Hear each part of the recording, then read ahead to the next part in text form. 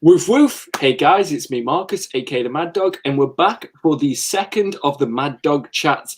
And you can probably already see already, I've got next to me, to my right or to my left, I've already had quite a bit to drink. Someone's already said Jeff Johns too many times today, but yeah, you can see him already. He's been a supporter of the channel from day one. He's probably solely responsible for the channel even existing right now. It's the boy. You might know him as Streakazoid, but I know him as Comic Bound. Thank you for joining me. Introduce yourself if you want. Thank you for having me. So obviously Comic Bound for now, but yeah, I kind of usually used to go by the name Streakazoid. Some of you probably remember that. You can still call me Streakazoid if you want. Either or, it's fine. So, but I thought I'd write it in the StreamYard thing as Comic Bound, since it's kind of on your thumbnail as that. So. That's your channel. Like you've been doing YouTube since about August last year, was it? I believe. Probably. It was not long after you started, really. I mean, part of the reason I even gave this a go was I saw you doing it and was like, oh, okay, cool. UK represent. So I thought I'd give it a go. Like I can see we've already got some people in the chat as well. So Zoom's been here since 6 o'clock. So woof woof to you, Zoom. Thank you for tuning in. Zoom. Hello, Zoom. Like before the stream even started, because we've been talking for about half hour now. Like guys like yourself and SCC and Ilias and this, countless others, the sole reason that our channel's even managed to exist. Like you always support, so thank you for being here, Zoom. It wouldn't feel right if you weren't here. Who else have we got? We got Jason. Thank you for tuning in. Woof woof. We've also got Blue Sonic. I know you said you'd be here on Instagram, so thank you for tuning in. We've got the boy SCC. The original SCC. There's only ever going to be one. We need to get you in one of these chats. Like that'd be pretty cool. Yeah, definitely. We've got Gal. Thank you for tuning in. I always remember you because you got Power Ranger in your profile picture. We've got the boy himself. We've got Highland G. Thank you for tuning in. Scotland represent. Oh, Highland G. In the stokiest accent possible. Where are you from? I can never gauge your accent because I'm awful at that kind of thing. Who's that? Me or Highland G? Yeah, Highland, I can tell clear as day.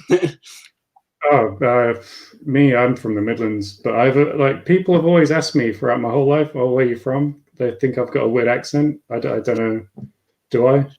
But I wouldn't say weird. It's just like I'm technically from the Midlands, from Stoke, but for me, this is going to be a tragic story that I'm going to try and package as if it's something nice. But for me, I was an only child growing up, and I had no friends because I was me and I couldn't play football or anything like that. In our generation, if you couldn't play football, you just had to fuck off, didn't you? Like, yeah, I've done a lot of fucking off. Yeah, can't play football. I used to get people who got bullying me just so that they had a bit of street cred. Like that's the level that it was at. So I only really learned to speak from like TV and movies and stuff like that. So I don't have a traditional Stokey accent except for the word that everybody takes a mick out of. Book. That's the word everybody takes a mick out. Sorry, at least you don't have to say that word very often on this channel. It's cool.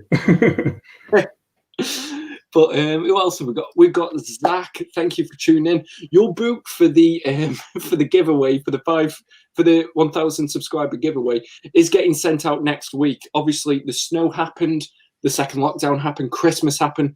I haven't forgot. I'm not that much of an arsehole. I was just writing like personalized letters so that I could. There's something in there for you, so don't worry. Everything's going to get sent off. It's probably for the best, really, to avoid that Christmas period because it's been carnage. The posts, so yeah. I can't imagine, especially with the second lockdown. But we've got Zello saying woof woof. Thank you for tuning in. Perfect edition. You tuned it. Thank you for messaging me earlier on Instagram. It really made me feel just like comfortable, relaxed, like this is going to go good. So thank you for tuning in, mate. Hopefully you have a good time. Hey up, Michael. How's it going, man? I can only speak for myself, but I'm doing pretty good. How are you today, Comic Bound? Yeah, pretty good. I've got a beer in my hand. It's Friday night. Weekend's ahead of us. What more can you want? So yeah, I'm doing good. How are you doing? I'm steady. Like I'm off for 9 days now. Like oh, cool, man. I had to book my holidays like last year, halfway through last year, because they were just like trying to get us to use them up. And I was like, by January, the world's going to be back to normal. So in January, and it's like third lockdown, lockdown 3, rise of the machines. To be honest, like I'd rather book it off in a lockdown because then I can just stay in and read, which is all I want to do at the minute. I've got a massive backlog of books building up. I assume you're probably the same. So yeah, Don't not call a bad time. that Not a bad time to be locked down, really. What are you reading at the moment, mate? I'm kind of doing. So with me, I kind of read a load of things at once. Like I can never just read one thing. So I usually have like a bit of like a background read, and then like I break it up with a few smaller reads in between as like kind of, you know, like little breaks. But since the last few months, I've been reading the Spider-Man omnibuses that I've got. So I started at the David Michelinie, Todd McFarlane omnibus, moved into the Eric Larson one, and basically got towards the end of that, and then it starts going to the, you know, the adjectiveless Spider-Man that Todd McFarlane started on his own. So I jumped off to read that, which I've just finished today. And then, I'll probably read the end part of the Larson omnibus as well, because that's the very last few issues are there, carry on from where that solo McFarlane omnibus ended. So that's my kind of plan. And then I've got the JMS volume 1 and 2 to go on to next. So that's kind of my like background read. And then I've just been reading all kinds of stuff in between, really. How about you? I'm reading SEC will be pleased to hear this. I am reading Punisher by Garth Ennis, the non-Max series. Like, I read Welcome Back, Frank years ago, and I was like, you know what? Weirdly, it's because everybody's kicking off and saying that they should retire the Punisher logo that I was like, you know what? I kind of fancy some Punisher at the minute. Not to like that. I was just like, shit, I haven't read any Punisher in a while. So all of a sudden I was like, Punisher, yes. And that was the best. It's funny how that works. Yeah. Like, as soon as you tell me that something might be going, I'm like, I need it. That's people missing out. Like, I don't know. I don't know if I think somebody's going to come in and just take all my Punisher on the buses, but. Well, I mean, there's a reason why I sent you that book for your 1,000 subscriber giveaway. Now I've got your address and I know where all your omnibuses are. So tactical. Good job. I game. Nice. Steps ahead. Here we are, the long game chess match. Yeah. You can honestly, mate, if you want to know where I live, like just I'm kind of like Iron Man in Iron Man 3. I'm like, here's my address, and then somebody will send missiles, and I'm like, why did somebody send missiles to me? Yeah. I don't know. That's the series we should do where because we were talking about Man of Steel before. We're not going to get too much into it now, but the scene with Pa Kent in the tornado, and we're just like, how did that situation even occur? Like, we should probably do a podcast where we just talk about dumb scenes. I could go on for hours about stuff like that. Let's make a list and do an episode. That'd be great. No one will watch it, but still. We've got some Marble Bab. Thank you for tuning in. I believe you're from Birmingham, aren't you? I think I remember from your 500 subscriber live stream.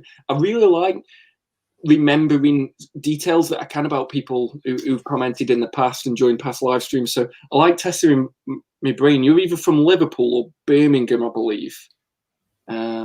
We've got Hell's Porn 81. Hopefully I don't get demonetized just for saying the second word. And thank you for tuning in. We're looking forward to it as well. Like, honestly, nothing is scripted as part of this. We've both had quite a few drinks already. Well, for me, one drink is quite a few drinks. Well, I've hardly eaten today, and I'm already on my second beer, so this is going to go well. And like you say, it's not scripted. We don't even have a plan. We came into this with literally no plan, so let's see how it goes. Neither of our internets worked an hour ago. We did have a bit of a hiccup when we joined, prior to going live, just to test everything out, and I had the most awkward technological malfunction ever. So hopefully we're good now. But if I disappear or if I freeze, apologies. But we'll see. It's been all right, touch wood, for a little bit. Question for you from Giles. So everybody knows that for some reason, if they Jeff Johns, I have to drink. Legit, I don't know how that's still a thing. Like, it was in one video, and I'm glad it stuck around because it's really brought a sense of community. But that was never the thing that I thought would catch on. I want it on a T-shirt. Yeah. Jeff Johns will probably sue me, and I'll end up in like a bar with Ray Fisher, just like, I get where you're coming from now. Oh man. What's going on with all that as well at the minute? Like, I don't even dare follow it anymore. I'm just kind of getting like, I don't want to take sides. I have no idea what's going on, but yeah, it's a massive deal. So there's so little that's being said, and with from Ray Fisher's perspective, it's like you don't want to air all your bad laundry out, and I get that. And he might be signed to a non-disclosure agreement, and I think that's what I probably imagine. It's mostly NDA. I imagine he just literally. He can't say anything, but he has said stuff. So for me, I'm like, it's clear. It's a very loose non-disclosure agreement that you can say that everybody's put you in a meeting. I don't know. I like how before this we said, Luke, let's not get in. Like I said, Luke made controversial topics in an army like Ray Fisher and Jeff Johns. Who knows? Yes, Goodreads. Sorry, just to jump in. Goodreads. I was going to bring that up earlier. I was going to ask about if you had any kind of, like plans for the new year, reading goals and stuff like that. Goodreads, that's my one. I've just signed up to it like just before Christmas, and it's honestly, it's going to be a game changer because I forget literally everything. I have the worst memory out of anyone I've ever met, and I wouldn't even remember people that I've ever met. So that's how bad it is. And just being able to like keep track of everything that I'm reading currently, because I have a really bad habit of reading half a book and then forgetting I'm reading it and read something else. So yeah, Goodreads. I'm getting on that train this year. That's going to be a game changer. Legit, there's this running joke between yourself and I that we are like long lost twins. Like you've got the Russian jacket that I always wear. Like you were saying this before. I have literally started Goodreads. Literally within the last couple. Look, he's got the Russian jacket. He's got it. Yeah, I mean, like we're the only two people in the world that own this hoodie. It's we are long lost twins, separated at birth, obviously. If you brought the extra, because when you were doing your shelf tour, I was like, he's got the exact same volumes of Revival that I've got. Yeah, just the two. Did you buy them this month? So I started reading them this month actually, just because I was unsure about whether or not to get the next two. So yeah, I'll let you know how they go. But I'm one volume in now. Like I read a lot of the single issues like when they were coming out a long time ago, but I couldn't remember if it was any good or not. So for some reason, I had the two deluxe hardcovers that I do. But yeah, I noticed you'd got them, and yeah, I'll let you know how Volume 1 is a bit, well, I don't know how much you want to get into it now, but horror. Sorry, what?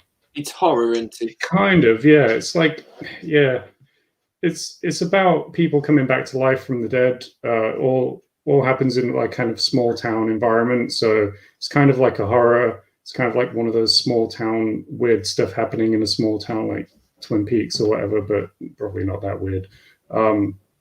But yeah, Volume 1 is a bit like it throws too much at you at once at the start. Like you don't really care about anyone because there's so many characters and they don't really delve. So yeah, that's kind of like my mini review of Volume 1, but I'm willing to give it Volume 2 a read. If I don't like Volume 2, then I won't bother getting 3 and 4. But that's kind of my plan anyway. So because Black Paul over at Comic Board, he is not a fan. He's not a fan. He's watching. He just switched off as soon as we said Revival. Like he might have done, yeah. That series. He told you to use it as kindling for firewood or something, didn't he? He was like, burn it. Just. I wanted to ask you about that because you went on their stream the other week, and like he is being so helpful to me from day one. Like he is the friendliest guy I've ever met. Right, here's to you, Blackpool. Like you literally, you're the most welcoming like YouTuber I've. He's yeah, just really cool to talk to behind the scenes. We've been chatting for a while now, and yeah, he's had me on his stream with JT and Dano as well. Great guys. Really enjoyed that. It was my first stream experience, and yeah, nothing but welcoming. Oh no, look where I've ended up. So yeah, it's Blackpool. Yeah, he's the friendliest guy in comics YouTubing. Sorry, yeah. After you, of course. No, I'm an arsehole. Like, true. Yeah, you should have seen all the abuse he was giving me before we came live. Yeah, like don't woof before I woof. Only I woof on this. I'm not even allowed to woof. No, you can woof. I don't like making people do anything, so I didn't want you to be like, oh, woof woof. Like, woo. Oh, now I know I'm allowed. Woof woof, everyone. Woof woof. Yeah. Legit. Honestly, that's something, because I find it like we've got some. I'll go back to your comment, Richard. Robert's saying woof woof.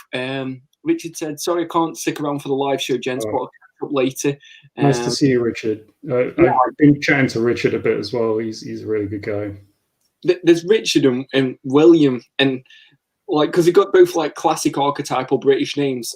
Like I always remember them two quite vividly. Like always supported the channel. Like it's fun because obviously like we haven't even been doing this a year. Like if we're being perfectly honest with each other, we probably still don't know what we're doing. Like you know more than me. Like your thumbnails are fucking beautiful, man. But no, I don't know what I'm doing. I literally, like we said before we organized the stream, oh, should we have a plan? And it was like, no, let's just wing it. That was fine by me because that's how I live my life. That's how I run my YouTube channel. It's my philosophy. So yeah, I have no idea what I'm doing. If it looks like I do, cool. I'll take that.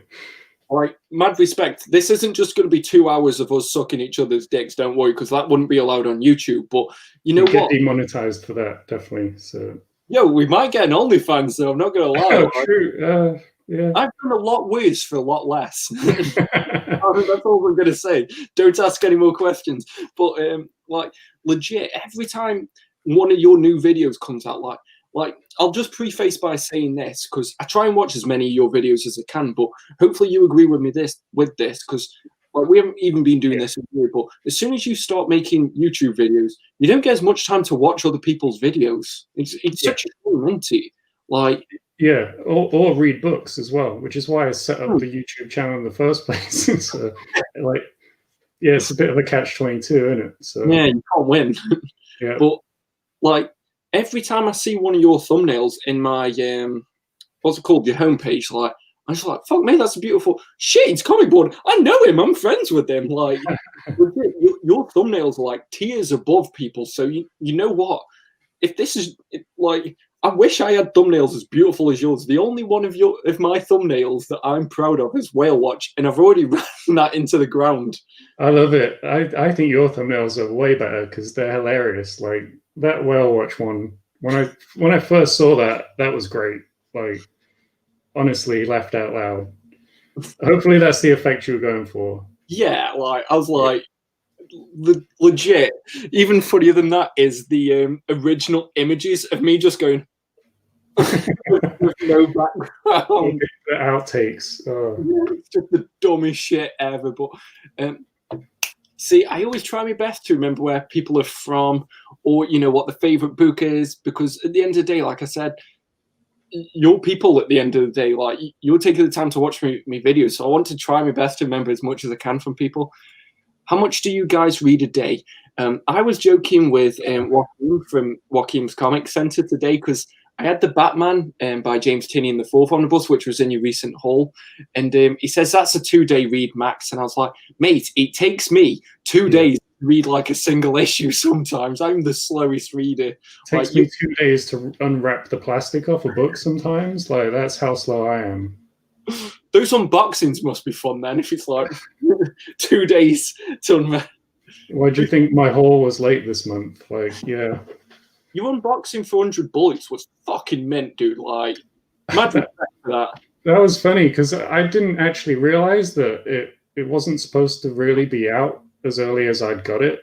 And I was like, oh, I've got it quite early. Oh, maybe I'll make a video on it. People haven't even got it yet. They might want to see it before they order it and stuff. So I did my video and I uploaded it and was like, oh, cool. I got there quite quick. And then I noticed that when I went to my subscription stuff, I've got another kind of my personal channel that I subscribe to myself on because I'm classy like that. And I noticed my thumbnail was there. And then immediately before it, like literally, it says like uploaded 1 hour ago or whatever. There's the Uncanny Omar and his 100 Bullets overview. I was like, damn it, he beat me. But I nearly got in there before Omar. That would have been cool. I was the same with Injustice Volume 2. Like, admittedly, for me, I'm one of those that I know that I can't. Whoa! Holy shit! We got a super chat. Whoa!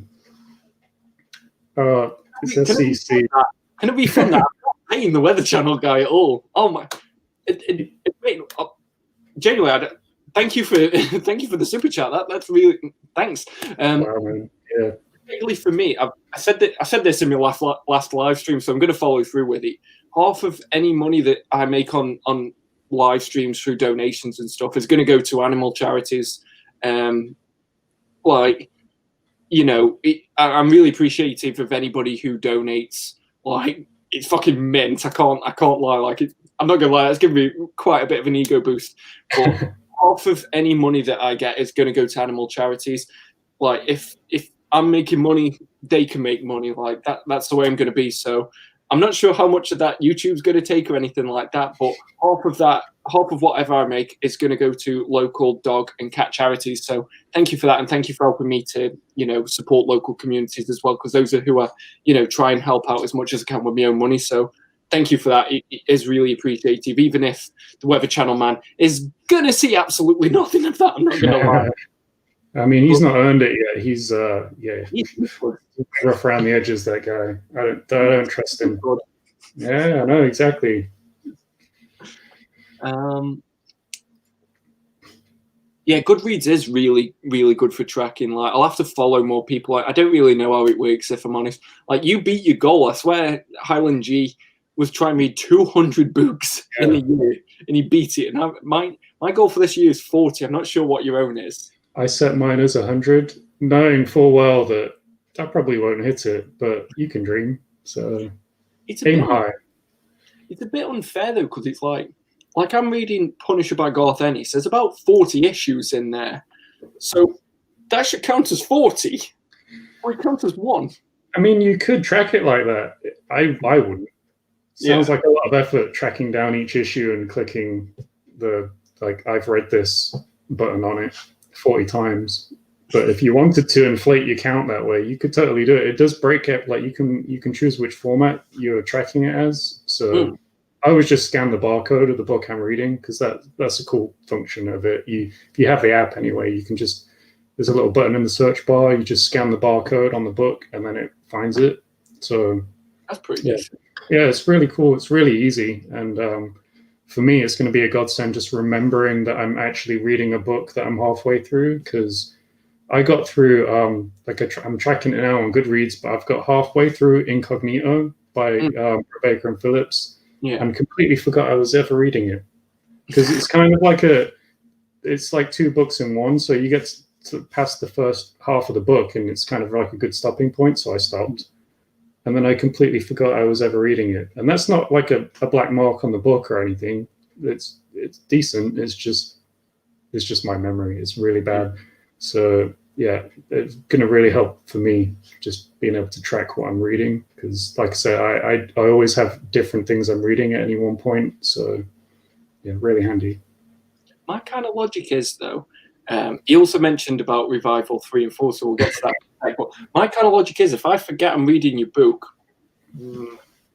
like, I think about my favorite books. I think about when I was reading Preacher or Invincible, and it's like, I did not forget that I was reading them. Like, I forget TV shows I'm watching all the time. Netflix will be like, continue watching, and I'm like, I was watching Selling Sunset. Like, well, books, if I forget I'm reading your book's not worth reading to me personally. See, I'll never hold that against anyone or anything. If I forgot about you, That's nothing against you. Like, I'm literally my memory is a sieve. Like, I must have been dropped on my head as a child. That's what I put it down to. Is that yeah, exactly. It's definitely not because I've not had a haircut in like nearly a year now. Apart from I've been cutting my own hair in lockdown.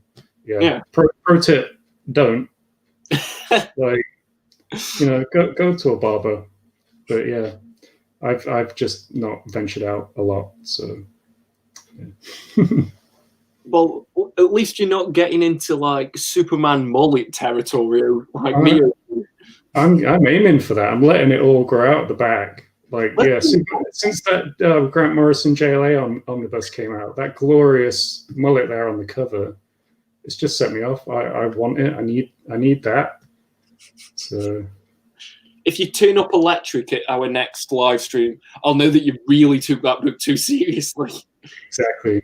Although I didn't jump on that book. I kind of passed over that one. Did you get it? Have you read it? The omnibus. Yeah. I read that in deluxes, and for some reason I sold my deluxes. So as soon as the omnibus came out, I was like, I am getting that. Like, no questions asked. Like, that's my Justice League. So is it? Yeah, like see, my Justice League just came out in a hardcover though. That the Brad Meltzer run. That for me was my Justice League, and the stuff that came after that, especially because that was when Dwayne McDuffie came on the title.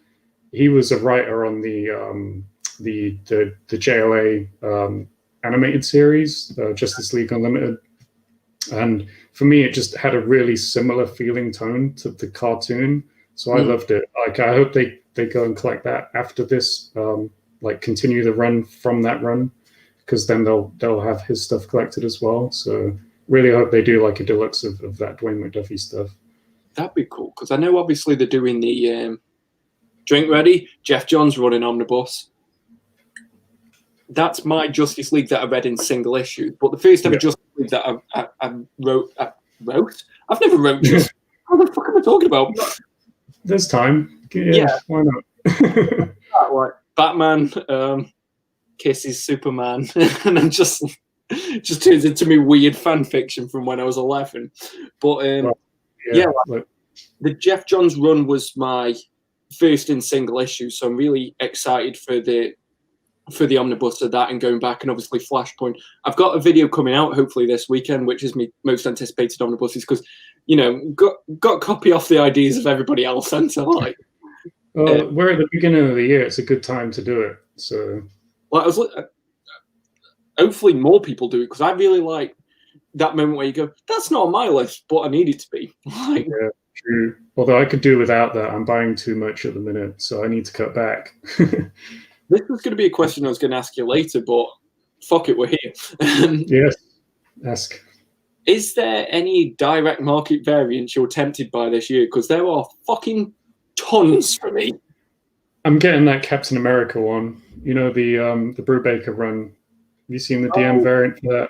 The Stuart Eminem, Sam Wilson cap? No, the other one. It's like he's got a shield below him. I think he's like, is it a gravestone? It looks mint. Sorry. Yeah. Oh, sorry. I thought you said no, not the Remender one, because I'm not sure if I'll even get that one. If they're going to reprint the Brubaker stuff, I'll probably get those, but I don't know. Is the Remender run any good? Like, I've not heard anything about it. So it's quirky Captain America sort of sci-fi stuff. Like, I only read the first bit because I was transitioning out of single issues at the Marvel Now time. I enjoyed the first bit.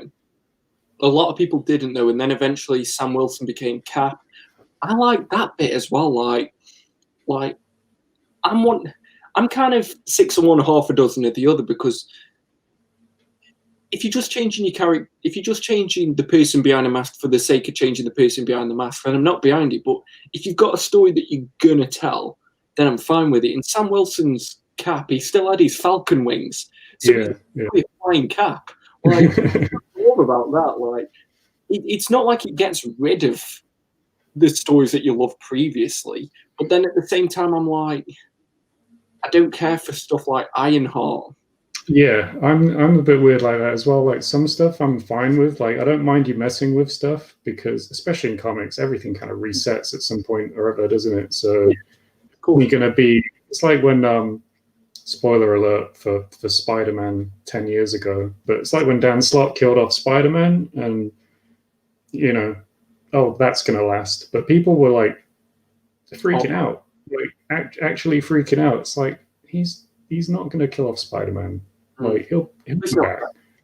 So yeah, I'm never going to get too precious about people kind of messing with the status quo because it will come back around. But yeah, it's interesting how some things I'm fine with and some things I don't like just because I don't really have the prior reading to like make it make sense. So with like I've never really read much Captain America, so I'm not sure how much I'll get out of a story that has Falcon taken over the role because I don't really have much stake in either character other than the movies. Now I've seen the movies, cool. I know a bit more about Falcon, but like literally other than that, nothing. So yeah, I'm not going to get that book for that reason, basically. So well, I might try and do a better version of Scepter Amenda because wasn't prepared last year. Like I think I read one book. Really?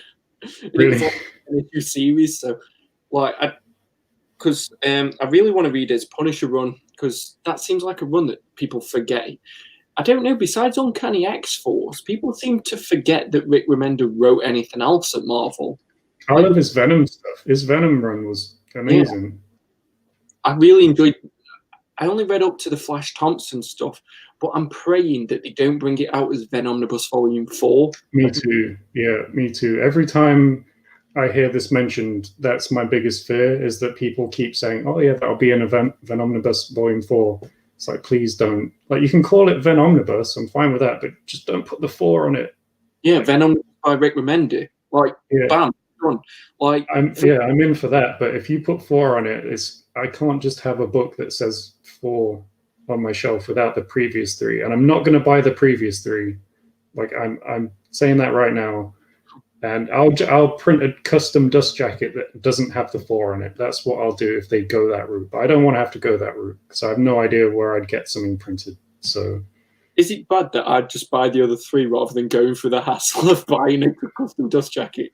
I mean, I would say yes, but I would be guilty of that for other things. So yeah, I probably ridiculously take that route. But not in this case. I would be stubborn enough to not for this one. I'm just going to catch up on some of the comments here. So yeah, Highland said that he got Revival 3 and 4. He's been a bit iffy on it, but I'm going to read through it all soon. I'm kind of the same. I have to finish a series. Like if I'm starting that, if I'm investing any time, because I don't know if it's the same for yourself now, but ever since I've started doing reviews for books, I'm like, if I just give up on a series halfway through, it might be ages before another review. Like I kind of have to go through and give an honest review on it. It's a shame that a lot of it sounds predictable. Like I just really like the covers. I mean, predictable for someone like Highland G. He's seems like a very clever switched on guy. So I'm a bit of an idiot. Maybe it won't be as predictable for me. So maybe I'll be all right with it. Zach said, Goodreads is great for reminding me what books I plan to read. Plus, you can categorize books into. I can't say that word. I'm sorry. Can you say the word before list? Because I've got a bit of a lisp. So. Specific. Thank you. Hopefully I said it all right. This is the reason why we're doing a stream together, because I can't pronounce half of the English vocabulary. Between the both of us, we can speak English. Yeah, we make one whole person together. Exactly. Jas in the chat, that's a really cute dog in your picture. I'm not going to lie. What's your dog's name? Like, I always talk to comments as if the person's just going to like start talking to me. Yeah, it's like dogs get me though. Like Zoom and his pup. Yeah, the Frenchie. Yeah, Joy is her name, and yeah, she's a cute one. Like, I'm not any Maddogg haul that has Joy sat in there. I think you need to put that on your whole videos. The Maddogg haul's something that I'm really glad I started up. I just like that people are becoming more proud about the holes. Like, it doesn't matter if you've got, like, Dano just needs to just do holes for me. Like, I'll just pay you to do a hole, just do a hole for me.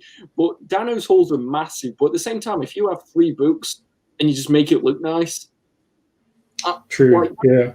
About, like, I hate this mentality now that I know I'm somewhat guilty of it as well. And I'm not pointing fingers, but you're just as bad as me when it comes to holes. Like, terrible.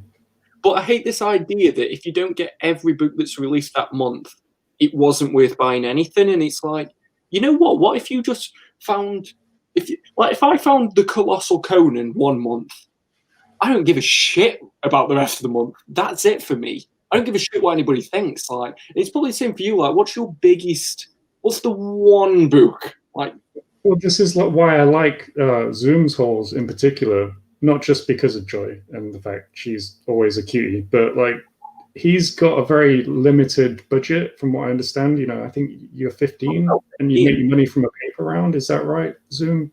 Correct me if I'm wrong, but like massive respect to you for you know, being able to kind of get your budget in order enough to buy these very kind of tight hauls of like essential reads. Like some of the books you end up choosing are awesome. And I almost prefer those like overly curated hauls rather than just here's a massive table full of books, because it says something about each book when it's like not part of just this sea of books.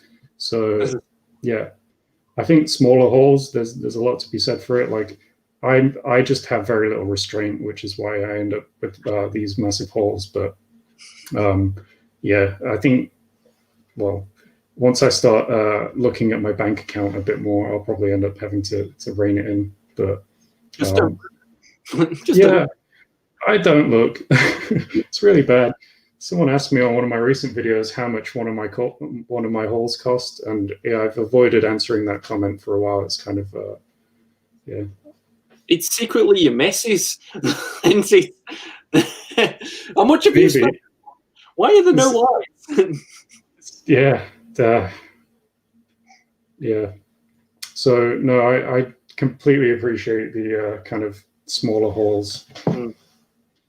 We've got Jeg in the chat. He's always commenting on my videos. Thank you for always supporting the channel. I'm glad you could make it live as well. Thank you for everybody who's tuning in tonight. You know, we only do this once a month. And it's just about chilling out, relaxing. It's comics at the end of the day, and it's YouTube. You're supposed to come on here for a good time. So that's why we're both having a few drinks. Like, I can only speak for myself. I'm having a few drinks, I'm not going to lie. I just bought a drink in case anyone starts talking about Jeff Johns. So they will. If the past chats have anything to go by, they will. Actually, it's you who normally comments on me, Jeff Johns, so you just need to keep up the pace here. Yeah. Gail said that he's wanted to start a channel for years now. I don't even have time to read all this stuff. I'm afraid to even start. Honestly, man, that's me. That's me. That was me like a few months ago. That was literally me. Like, just it becomes a job. Like, there's a lot great about it, and I'm never going to say it's a bad thing. Else I'd just give up with it. But you know, you do have to prioritize your time. Like for myself in 2021, I wanted more of a schedule, and you know, I've already seen it from yourself that, you know, you're implementing a bit more of the schedule. The uploads are coming out more frequently, which, you know, like I see someone like Gem Mint or Omar, and I'm like, how do you do daily uploads without fail? I can't commit to 3 a week. Like the news video alone takes me about 3 days. So I mean, that's mind-boggling for me. Like when I see, well, because you've done 2 of them now, and they're both ridiculous in terms of when I look at them. I just think, how long did that take you? And like, because when I make my videos, I do a bit of editing on them because I can't string a whole sentence together without messing it up. That's just me. I'm constantly just going in there to correct myself at the end in an edit. You probably notice all the cuts if you look closely enough. But yeah, knowing how long that takes, and that's simple stuff. Like I did dread to think how much effort you put into that or a whale watch. Yeah, like massive respect to you for all that. The name Whale Watch, if it's not the beginning of the month, I'm like Whale Watch is Whale Watch and the news are the two passion projects of this channel. Like my logic is, I don't know if you'd agree with me because we're both small channels, but I say don't get stuck in a small channel mindset. Don't tell yourself that you shouldn't do something because, you know, you've only got this many subscribers, you only get this many views. Who gives a shit? Like, you should be trying to put out the absolute best video that you should do. That's why, like, I really loved your recent video on Black Hammer. The editing in that was fucking phenomenal, man. Like, mad respect to you. And it was helpful. Like, mine are just bullshit. Like, who'd take the biggest dump in the DC universe? Like, I love both those kinds of videos. I think for me, that's like the two ends of the spectrum I'm most bothered about is the helpful stuff, but also just the ridiculous fun stuff. Like, I feel like those are the two areas that I like most when I follow quite a few, you know, comic book YouTubers and stuff, but yeah, those are the videos I kind of gravitate towards. So yeah. That video is coming out next week then. You've sold me. I'm just going to can't wait with some of the. I watched George Spears coming down. He's talking about your overview there. So yeah, appreciate that, Zoom. You've always had my back. Thank you. Like, massive heartfelt thank you. You are like the life support for comic book YouTubers. I'm not going to lie. Like, honestly, you give. We were talking about this before, and this is just like the praise channel, isn't it? We've just become praise. But you like, we wouldn't have our channels now if it wasn't for yourself, Zoom, and SEC, and, you know, Richard and Will, and all the others that I'm probably forgetting mention. Like, undoubtedly, yeah, definitely. Just what, like, because my recent news video came out and it didn't do great, and, you know, sometimes you do get a bit disheartened because you're like, I put 3 days worth of work into that, but then you look at the comments and you've got people saying, I really enjoyed this. This was really helpful, and it makes it more worthwhile than if there was 10 times the amount of views on that.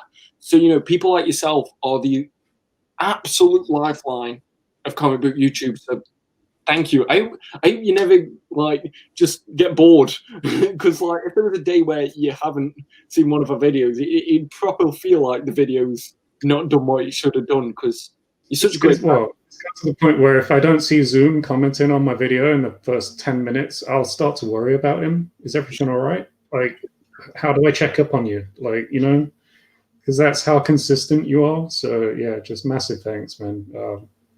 Yeah, really mean it. Oh shit!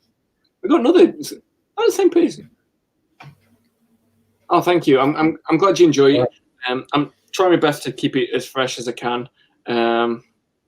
Well, I really appreciate the donation. Like, honestly, everybody who says that, like, YouTube money is like this absolute, like, quit your job the first day that you get monetized, it isn't the case. Like, Whale Watch came out and I got £1.53 off 3 days of work. So I really appreciate the donations.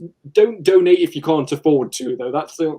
I don't want people feeling like they have to, but like I said, 50% of any money that comes through in donations, to me, is going to go straight to animal charities. I can't be the Maddogg and not look after dogs, so that's always going to be something that carries through on this channel. Any thoughts? Sorry, go for it. I was just going to say, I think people just want to chip in and support because they see the amount of effort you pour into this channel. So yeah, just I'm the same as well. Like, anything, I'll be here to support you no matter what. So yeah, I'm not surprised to see people trying to donate like this. It's really good to see. So, well, like I said, at the end of the day, I just, like, for me, my mantra is there's two sort of lessons before I sit down and become the Maddogg. Like, everything Maddogg happens in this chair, whether it's filming or editing. There's two mantras. I don't know if you'll agree with me on either one. Like, they're both a bit dumb. First one, probably the most important one, fail because you're shit.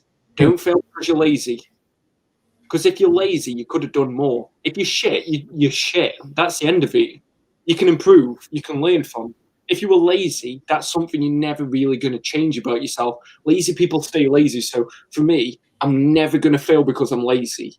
I'm just going to fail because I'm shit. I'm going to fail because I'm lazy. That's been my thing. Could have mentioned this before we start this stream, but the second one is respect. Anyone who views a video, even if only one person views it, respect their time. If I can edit out an or a pause or anything, I'm going to respect your time. If I say a sentence that sounds exactly like a sentence that I've said before, delete it. I don't care if it's wasting my time when I was filming. Respect your audience's time. So those are the two mantras for me. From looking at your videos, it seems to be the same philosophy. It's just the fact that I'm 2x speed when I talk. I try and edit out all that stuff. Keep my video, like my videos can go on a bit long. Like I did like a 20-minute video on just, you know, here's me stretching out the spine on a book, you know. I don't think anyone wants to watch the whole thing. But I put it there. I was just, well, I didn't edit that one down just because I thought it was important to like not edit it so people could see the whole thing. But, you know, I do edit out all the stuff that I screw up when I'm talking, and to the point where you know, like when you're editing, you've got the little sound wave at the bottom. You've got the video track and you've got the sound wave. I can pick out the points where I say, because I know the look of the sound wave. I can go, oh, that's me saying, so I delete that without even really thinking about it now. That's how much second nature it is, just because I'm like, and I imagine that me deleting out all these little bits probably takes like 20 minutes off a video. You know, it's, yeah, it's pretty ridiculous how that works. It's valuing your viewer's time. Jake here asked, sorry, I just didn't want the question to disappear. I'm really bad at keeping up to date on comments on a chat. Any thoughts on Hellboy verse? Never read any of it, but there's so much of it and in beautiful difference. So basically, so I just got done with the read of just the main Hellboy series. So I can speak a little bit about it. I've not read any of the kind of, you know, the BPRD stuff or any of the like extended universe, but for me, I started buying those the library editions just because they were quite cheap and they're gorgeous books. Like, really highly recommend getting them if you can, just because the format is like beautiful. The artwork on the pages, like the thick pages, are just like immaculate, and the printing of the artwork on those pages is like the best way to look at the artwork. So definitely recommend that. And as far as just the reading of the stories goes, like it makes perfect sense to read, just start at volume 1, you end at volume 6 and Hellboy in Hell or whatever it is. So reading experience wise, it's great. Like, you might have to stick with it a bit after the volume 1. I think for me, I read that, I had to read that twice before it properly clicked in my head as to what Hellboy was and why it's good. But when you get into like volume 2 and 3 and like onwards, you kind of get a feel for it, and you understand that it's more like it's kind of like its own mythology, and like it's like a modern day fairy tale. It's all about like mythology, and it's just really, really well made comics. So I can't speak to like the wider universe of Hellboy, and it is quite different from like the films. If maybe your only exposure is the films and stuff like that, there's some big differences, but it's really worth a read. And I think it was on my top 10 of last year's when I did the stream with the comic board guys. It made my list of top 10 reads of the year. Just as a collective, it wasn't one particular book out of the lot. It was just the Hellboy books. So highly recommend it. And I would just start with the library editions. Put them in time order as well, whereas the trade paperbacks, I'm not sure about those new paperback omnibuses, but the trade paperbacks of Hellboy weren't in actual continuity order. Yeah, they weren't. I don't think the library editions are either. I think it's the omnibuses, you know, the softcover omnibuses. I think they've reordered them for that. So I think they might have rejigged some of the library editions. I'm not too sure. I'm not an expert, but I think the main rejigging they did was for the softcover omnibuses rather than the library editions. Okay. But the library, like, there was no point at which I was confused reading the library editions. Yeah, so you can tell some stuff jumps around in time, but it's not a problem. It's just, you know, it's just how they're presented. It's almost like a flashback or whatever. It's not confusing. SEC said he set a goal of 101 books. Set a goal of 101 books after last year, doing about 107-ish.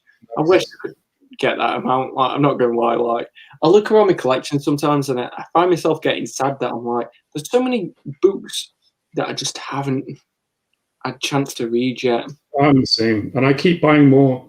And that's the thing. Like, I know a lot of people are kind of setting goals of like, I'm only going to buy another book once I've read a book, and that kind of thing. In fact, I think SCC was on about maybe stopping his buying until he's read a certain amount. Correct me if I'm wrong, SCC, but yeah, I don't think I could do that. All right, yeah. I like having a whole shelf of stuff that I've not read to choose from, because my mood can just flick at any minute. And like I say, I read about a good couple of things at once. So yeah, it suits me. Well, as well, like, I know that some people say that me doing this fuels into the thing that I'm doing this for. But for example, like 3 years ago, 5 years ago, an omnibus would be around for 2 years.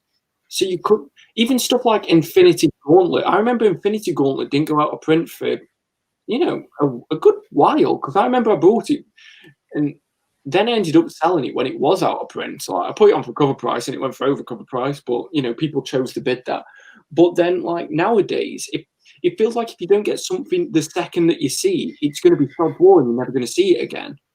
I mean, yeah, I don't want to fuel anything, but I don't dare wait anymore. And that's just me as a compulsive buyer. Like, I don't recommend you dive on everything just because it might go, but that's kind of what I've ended up doing a lot, just because, I mean, I think it's definitely a recent thing.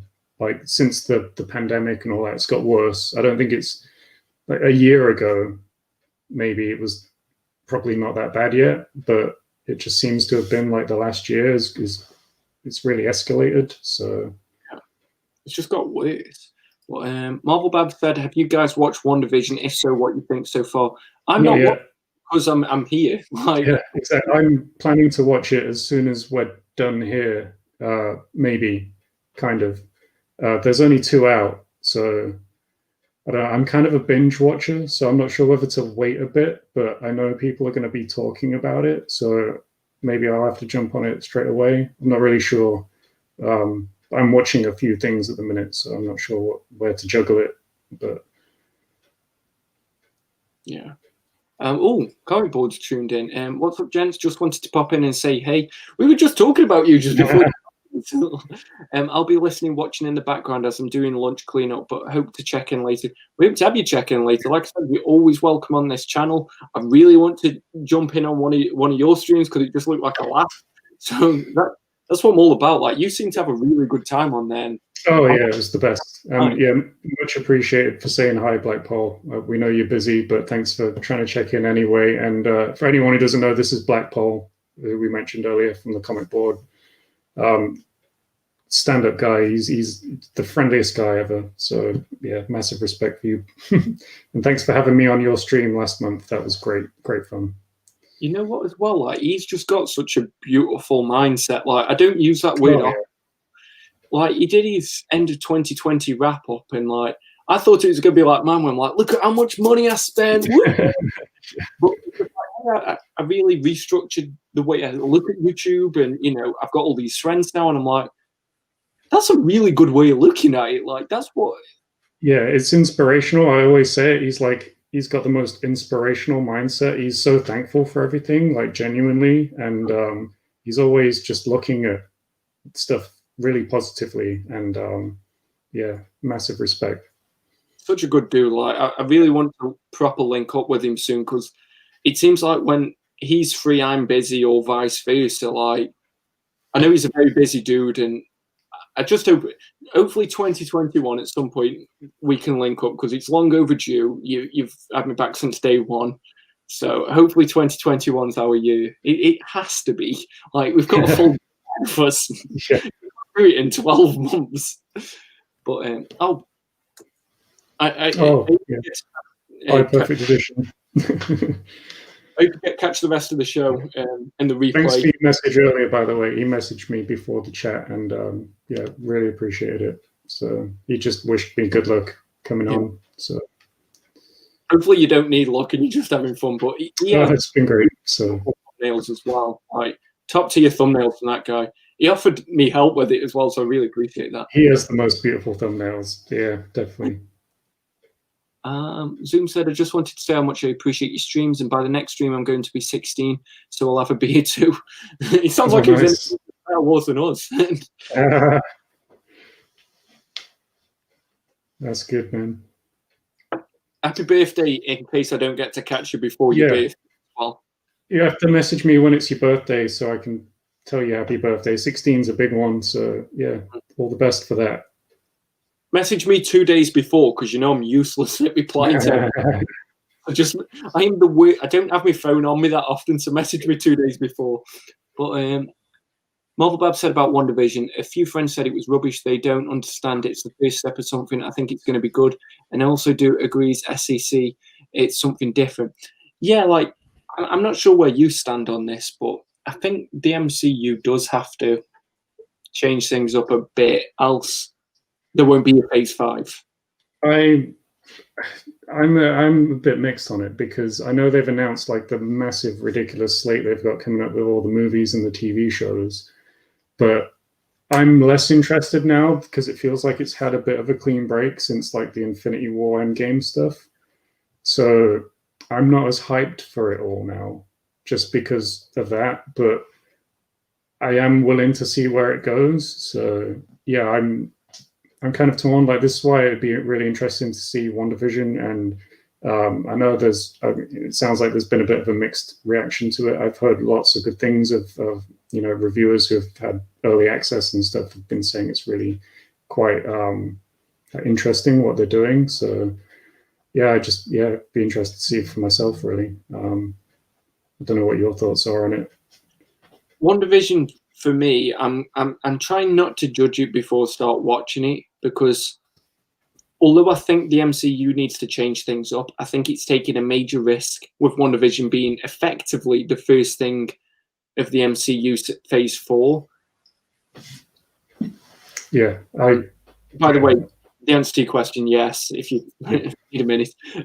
But yeah, like, for me, I think the MCU, I'm kind of the same as yourself. Like, Endgame's getting to that point for me where if you told me that they were never going to make anything else MCU, I'd be like, I'm fine with that. Like, every character that I really like got an ending. There's still hope in that universe. It's kind of like Return of the Jedi. Mm.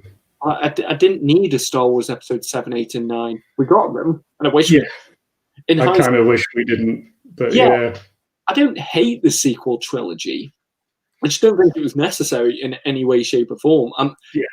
It's kind of like Wonder Woman. It was a 5 or 6 out of 10 event. I'm weird on them. I see the merits of each film individually. Each one has some cool stuff in it, but as a trilogy, it's just absolutely horrible to watch because it doesn't gel together. So yeah, that's kind of my take on it. Yeah, I'm kind of the same with Star Wars. I'm more into the comics now.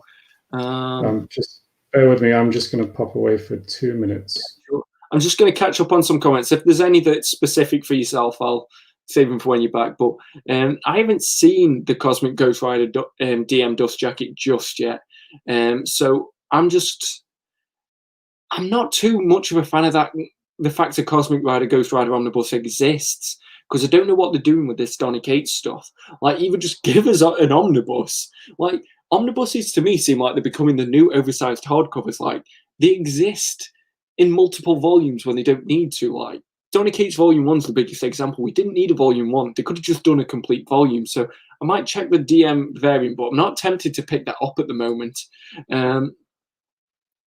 I'm kind of the same. Like, the ones that I'm tempted to buy are I pre-ordered Incredible Hulk Volume 3. I really want Star Wars The Old Republic DM variant. I want the Spider-Gwen variant. And I was speaking with Highland G. I want the all-new Wolverine DM variant, but it might be a bit too late with that one. I really enjoyed Remender's Punisher. Even the Frankencastle stuff, he turned himself into a Terminator. It was both correct. Like, the Punisher is a Terminator. I don't get why anybody was annoyed with that. It's just weird sci-fi fun crossed with the Punisher. Agreed, custom dust jacket. I know it's more cost effective, and I agree with Comic Bound in general, but it's like, I'll always know in my heart of hearts that it's a volume 4.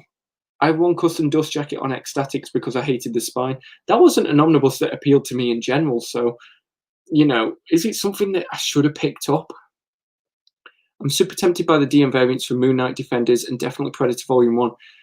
They're the ones that I'm actually not tempted on, because I kind of like when we get new art, because I can see the cover, like, in the actual book, so it's the same with, like, Thunderbolts and stuff like that.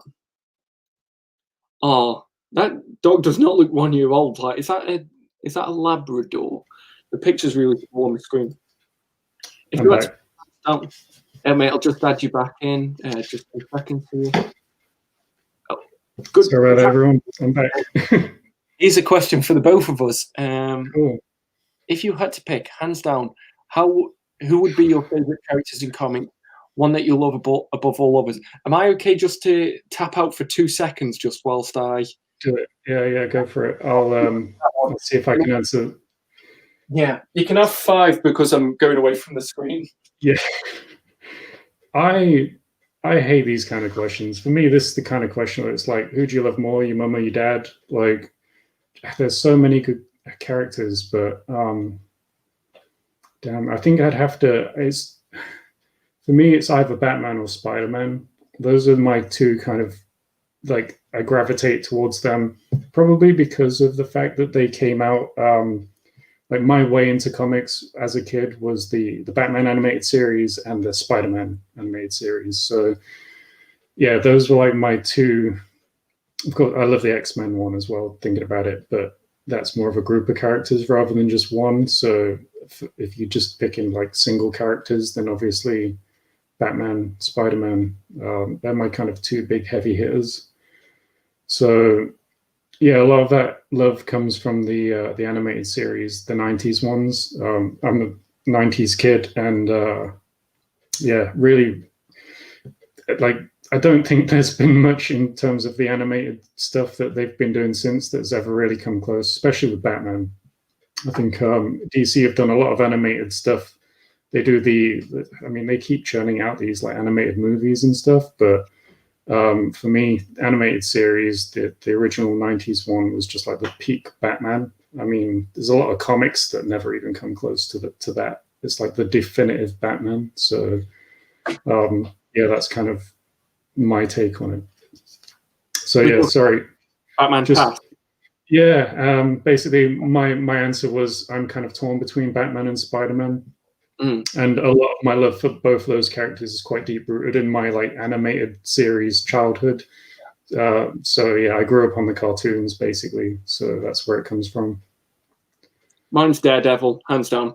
Like, I love Daredevil. He was the first character that proper got me into comics in general. Like, I was reading Ultimate Spider-Man, but I'm not trying to admit. I feel bad that you just said Spider-Man, but I feel like Spider-Man's everyone's first superhero, so he's always got that resonance with you. But he is one of those go-to characters that you go, I'm getting into comics, I know I love Spider-Man. Daredevil was the first character for me that I didn't love from something else, like a game or a TV show. He was the first character I loved as a comic character. So you mean you didn't fall in love with the Ben Affleck film? Of course. I think, yeah, of course. Wait, what? For me, I genuinely forgot that Daredevil was played by Ben Affleck. Well, yeah, he's Affleck now, isn't he? So what's he do both with Daredevil and Batman? It's the chin. He's got that chin where you just, like, put that man in a cow because he's got the chin. Yeah, it's true. Louis from Joblock Comics is in the chat, so thank you for tuning in. He was kind enough to send me a box of, like, this comic box that he does, where it only costs £12 and you get 15 DC and Marvel comics. You get some first issues, you get some top titles, and you get, like, variant covers. That opening is going to happen. I think it's going to be Monday, Tuesday this week. So thank you for tuning into the chat, and thank you for sending that. And hopefully you guys look forward to that video. Zach's Universe said, hi, hello, hey. So, 3 different ways of saying it. Thank you for tuning in, Zach. Opinions on the new Moon Knight Oscar Isaac casting? I'll let you answer that one first. I'll watch Oscar Isaac do anything. Like literally, I could just watch him. Like you could put him in a film where all he's doing is sat there reading a book. I'll watch it. Like I love a lot of the stuff he's in. He's got a really high hit rate of being in stuff that's quite good. Admittedly, I've not seen X-Men Apocalypse. I think that was I drew the line with the X-Men films at that film because it looked pretty bad. And based on some of the things I heard about it, I think that was a good call. But other than that slight misstep, I can't think of a single film I've seen him in where he's not been really good in it. So yeah, I'm a big fan. I don't know a lot about Moon Knight though. Like I've read maybe one trade. I think I read the Warren Ellis run. I think it was only like 5 or 6 issues. I've got that in a trade paperback somewhere. But yeah, I did just buy the omnibus as well. So hopefully I'll know a bit more about him by the time they do the actual show. So yeah, I'm up for it. Yeah, really good casting. I mean, can't go wrong with him. So yeah, how about you? I'm kind of the same. I liked him in Ex Machina. That's just a phenomenal film. I'm trying it's one of my sci-fi films. That incredible. Yeah. Try and get my missus watching it at the minute. So no, but it is a proper mind game into even when it's like smart man sci-fi. It's like, you know, one of those like it's not like an action sci-fi or whatever. It's just like quiet thinking, like well thought out sci-fi. Like chess, like all the time. But for me, casting doesn't mean anything until I see the person in the role. Like, yeah. Do you remember when Heath Ledger was cast as the Joker and everybody's like, that guy from 10 Things I Hate About You? That happened. And then you've also had Jared Leto, who already was an Oscar-winning actor who played the Joker. And then we saw what he looked like. So for me, I know some people still like Jared Leto's Joker, and there's always this argument, did we really see what he developed for him? But at the end of the day, I can only judge the film that I've got. Exactly. I would love to see the parallel universe where someone else was in control of what that Joker was, and still Jared Leto got like a shot at playing him. Because for me, it wasn't Jared Leto is why I didn't like him. I just didn't like that Joker. So yeah, and that wasn't really his choice as far as I understand. So yeah. Release the Ayer cut. God. Yeah. You know what though? Like for me, David Ayer can have a free pass because he directed one of my favorite films of all time, Fury with Brad Pitt. I've not seen it, but I've heard it's good. So yeah, I'll check it out. You know what? Like everybody knows that I don't have great opinions as it is, so take this one with a pinch of salt. But for me, Fury is my favorite war film of all time because it's not dead patriotic like we're the good guys, you're the bad guys. It's like, look, we're in a war. Everybody's a bit fed up. Let's just go in tanks and shoot. Like it's really, you don't feel good after watching it. You're just like, that war was fucking awful, wasn't it? And that's how a war film should be. Yeah, I mean, all war is awful. So you know, I sounds cool. Sounds like my kind of take. So I'll check it out. I like the sound of it. I've said this as well, but have you ever noticed that Brad Pitt defines the haircut of a generation? Yeah. Fight Club. True, yeah. Hair, then Troy with the long hair, and then Fury with the shaved side of the head. He's done it. But did you ever see also there's like the meme of like he's also inherited the haircut of whatever woman he's with at the time? Have you seen that meme? There's a meme where he's there, he's with like Jennifer Aniston and he's got like the long gold locks like she does, and then like he's with Angelina Jolie and he's like morphed his haircut to be a bit more like I'll dig it out and send it you. Sure, anyone else in the chat who's watching could probably Google it, but I'll try and find it. It's pretty funny. I love Brad Pitt. But, the Magnolaverse is the best. If he says the Magnolaverse is the best, I'm just going to agree with him. Like, it's FBC. Are you on your second can now? Are you third, fourth? Three. Yeah, 3. I can't count to 3, apparently. It's all right. I can't count either. I lost count when we were doing our top 10 books of the year on the comic board stream. I completely lost count. someone was like, "Oh, it's your go. It's number 6 or whatever." I was like, "No, I've just been."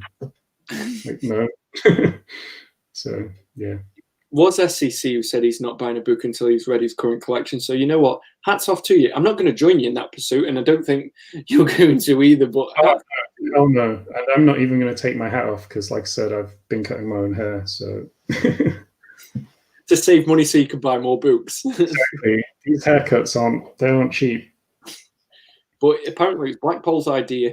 So yeah, he did float the idea of kind of doing like a bit of a fast as soon as it hit the new year to kind of calm down the buying, and it sounded good at the time, and I was a bit like, yeah, cool, that sounds good.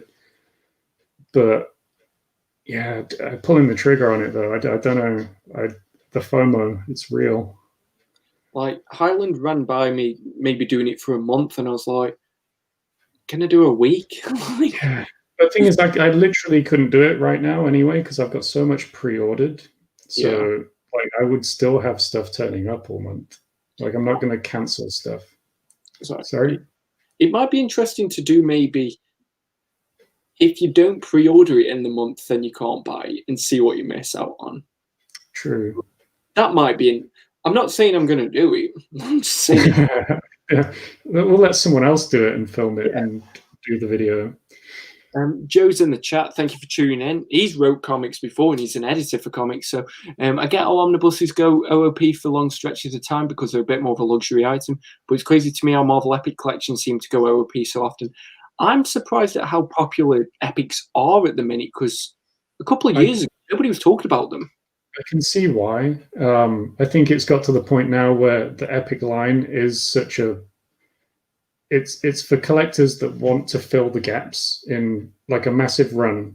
Those Epic collections, you can proper just stretch out that run. Here's a book, here's a book, here's a book.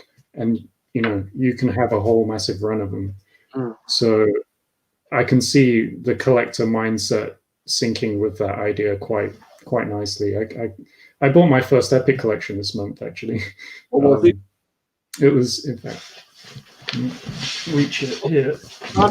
Pick up. I'm tempted. I don't know if it picked.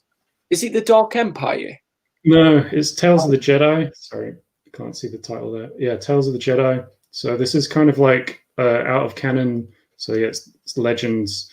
It's set like 2,500 years or something. 25,000 years before the Skywalker saga, basically. So it's like way back in time in the Star Wars universe. This is like literally, I think the series was called Dawn of the Jedi.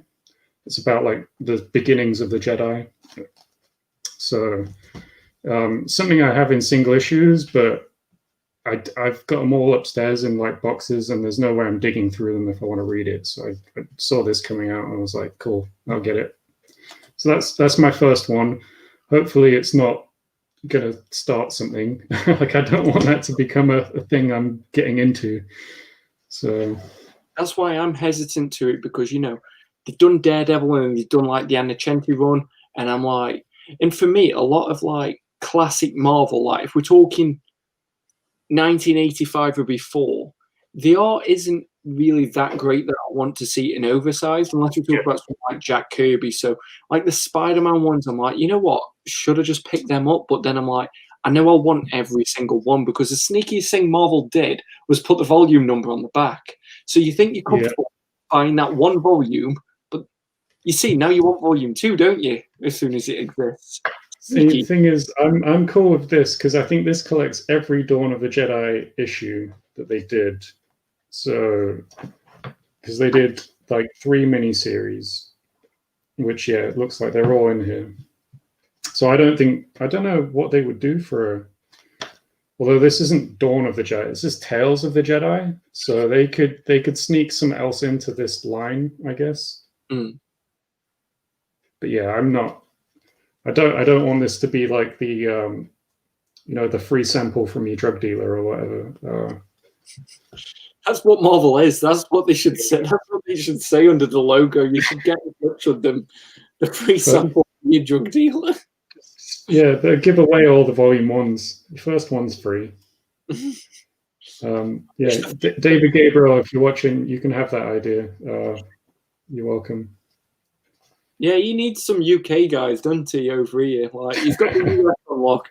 I am down for a free book or two. I need one at this point. Like, my giveaway, the postage for my giveaway cost more than I made on the channel.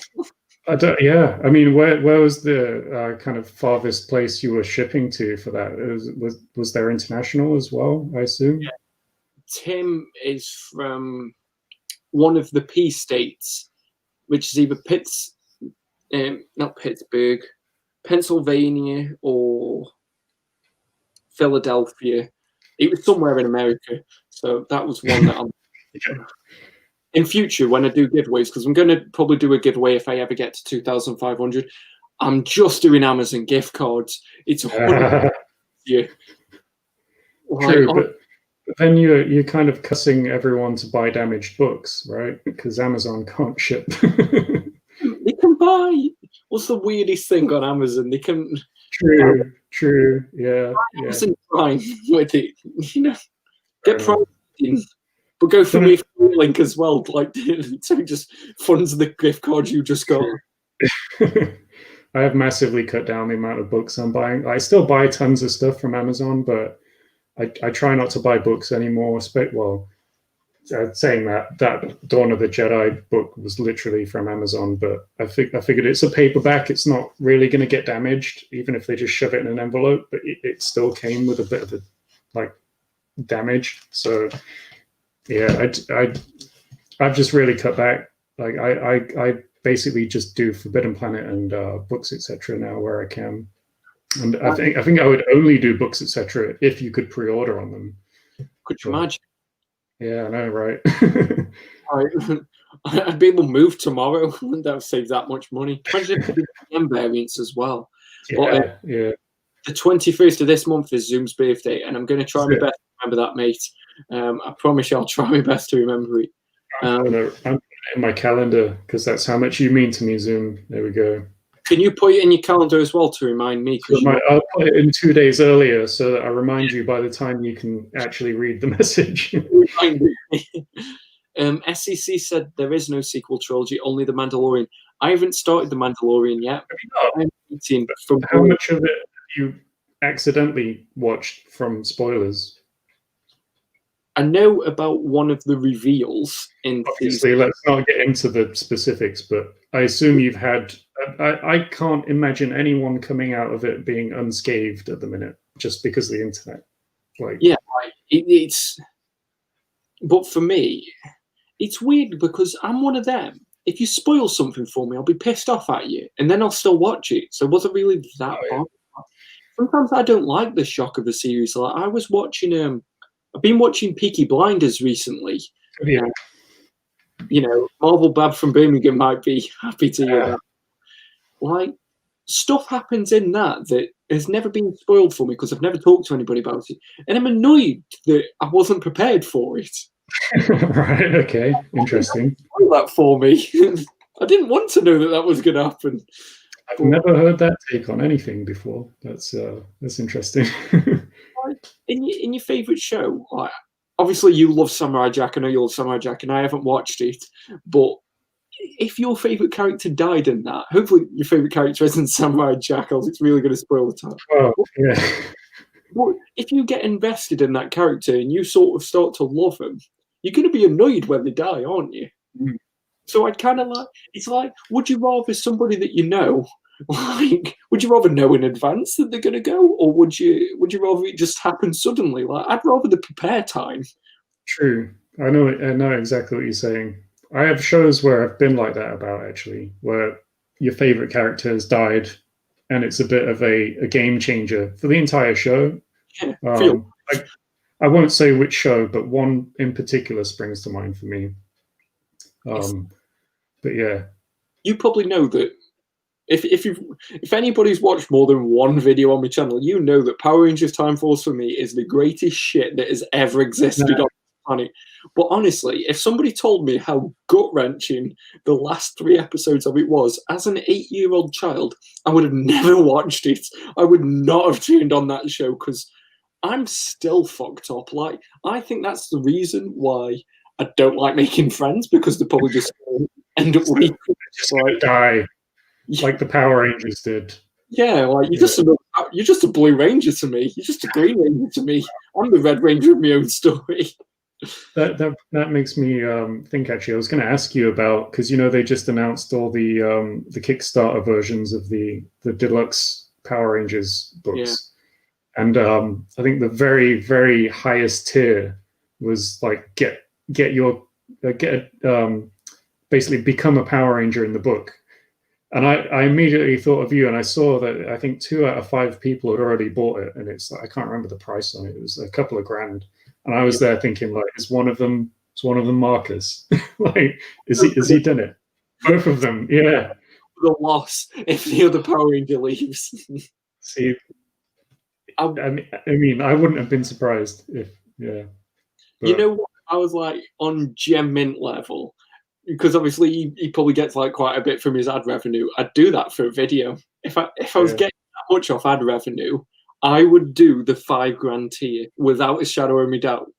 I think we should start a Kickstarter to get you as a Ranger, and like, I think that'd be sweet. Like a Kickstarter for my Kickstarter. Yeah, exactly. That's like the most meta ever exists. Like, I'm down for that. Like, I'm willing to accept the responsibility of being a Power Ranger for you guys. Like, but like I said, Whale Watch got me £1.53 or something. I can't afford that $5,000 tier, and it's like, how many Whale Watches is that? Let's do the calculations. In about, I don't know, 600 years, you might be able to. I'd have to have like a Gangnam style version of Whale Watch for it to get the amount of views that I need. But Zoom said, honestly, episode 7 and 9 are bad. I rewatched episode 8. It's not all that bad because it takes a new direction. Fifth is fake. You know what? See what you mean. Like, I think that's the big thing for a lot of people, is people either love it because it took a new direction, or people don't like it because it took a new direction. So it's the most like divisive one of the trilogy for sure. I don't know, what do you think about it? Were you a fan, or? I've only seen it the once when I was in cinema, and at the time I hated it, and I haven't even seen episode 9 yet because I'm like, you know what? I'm comfortable. I probably will watch it. I'm just like, it's not like Avengers Endgame where it's like, I need to know what happens in it. Whereas going into episode 8, I remember being like, I need to see day 1. I need to know what happens in this. But with episode 9, I was like, you know what? I don't care. Which is just, it's worse than me hating it.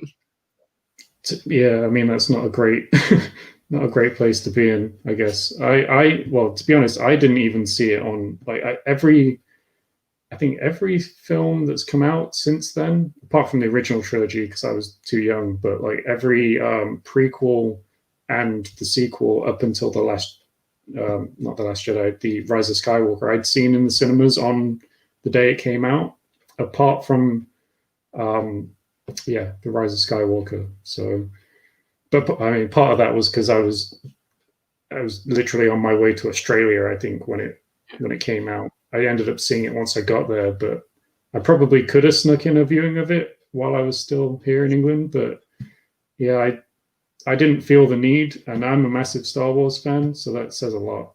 So I've just got to throw a huge shout out because what's up, Clarence? How's it going, my man? Like, thank you for tuning in.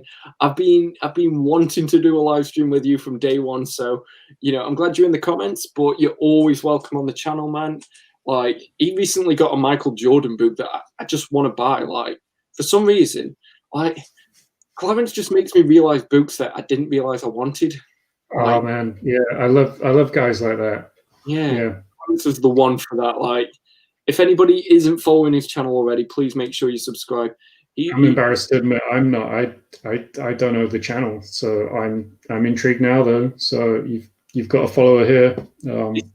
Just the sweetest guy on YouTube as well. Like I'd love to see a stream between him and Comic Board because they just seem to have two very similar mindsets. I'd just love to see that. Like, but I'd also like to see him I'd like to be on a stream with him. So can you imagine if we just had like every comic YouTuber in one stream. Could you imagine how mad that'd be? Let's make it happen, man. Let's do it. I thought of a video idea. I'm going to say it here first because I wanted to do something that is like bringing together everyone in the comic book community. You know, we'll just film like a minute or so. It doesn't matter if your channel's just started yesterday or, you know, you're fanboy, like the guys who got me into wanting to make videos and stuff like that. But I wanted to do yes or no. Do you read the Pirate Part of Watchmen? And it's everyone on the channel. Have you ever read, like, and you just give your case, because that seems to be the one thing that everybody's so stuck in one mindset on. It's either you read it from the first time or you never read it. So I'd love to like get like, because I talked to Omar and I talked to Riley and I talked to Jem, and I'd like to get them in on it, and I'd like to get everyone, and like, what's the percentage of us who bother with it? I've never even thought of that, but I mean, I don't want to say my answer now in case you ever do this. I'll save it for them. But preview, say that's a great idea. Wow. Because I don't read it. Well, yeah. I mean, I could spoil it now, but as well, it's not just the pirate part. There's all the extra kind of back mattery bits that go between the issues as well. Like there's a lot of, you know, like the newspaper articles, all that kind of stuff. Do you read those? I agree with you there, like, but the comic part, the pirate part is still comic, so true. Yeah, I can justify people not reading an autobiography, but I feel like some people like you're literally skipping part of the comic. Yeah, but I read it. Like, I get why people do read it, but for me, a story within a story, to give context to your story, like, just tell me within your story. Like, the real question is, when you watch the film version, do you watch the ultimate cut with the animated pirate part in it? You know, for all those rewatches you do of the film. Cool. That's the real question. I don't watch the movie. I mean, like, I don't dislike the Watchmen movie. I'm going to say that outright. But for me, I really like Watchmen. So it's like, if I'm ever in the mood for Watchmen, I'm going to go straight to the source. Like the movie's beautiful. And I know we've talked about Zack Snyder before. Everybody's got an opinion on him, but you can't deny that his movies are beautiful, at least, even if things go wrong with the story and stuff like that. So his films are beautiful, but I'm always going to read the comic. It's like I'm always going to read V for Vendetta rather than watching the film. I've never read V for Vendetta. In fact, though, I don't know if I've actually seen the film. Thinking about it, it's not the best Alan Moore. But it's really good for what it is. I will read it eventually. I think. Wow. Okay. I just noticed in the comments, Highland G says he's never read it. I assume you mean Watchmen, and that kind of baffles me. Yeah. Wow. That'd be a good like talk, because I feel like I think you'd have a lot to say about Watchmen, Highland G. I'd love to see your take on it. Definitely. First time reader, because it's kind of like Terminator 2. Like Terminator 2 is the film of all time. But everybody knows what is the inherent twist. But it's got a twist that isn't even a twist, because you told the trailer. Exactly. And that's the thing, like, it doesn't even, that's not even entered my mind as a twist. I watched that film ever since I was quite little, probably too young, to be honest. But yeah, I never even saw that as a twist. For me, that's never been a thing. So, but yeah, for me as well, it's my desert island film. If I could just watch one film for the rest of my life, Terminator 2. It's either that or Scarface. Scarface, just, I feel like Terminator 2 for me is the greatest film of all time. But there's some times where I just don't fancy watching it. I always say, I'm the opposite. I always say, if you want to figure out if I've been like replaced by a scroll or something, ask me if I want to watch Terminator 2. If I say no, then either call a paramedic because I'm having a stroke, or, you know, just take a shotgun to me because I'm not who I say I am. Like, if I ever say no to that question, something's wrong. So I'm going to justify my answer because, like I said, Terminator 2, favorite film of all time. It's the only film that I've got multiple different. I've got a laser disc of Terminator 2. I don't even know what a laser disc player. It just looks weird. Or do you want to go through the ending of Terminator 2 all the time? I mean, that's my question. I'm emotionally prepared. Whereas Scarface, I'm game. I'm willing. True. Yeah, you're pumped for it. Whereas Terminator 2, it's kind of heartbreaking.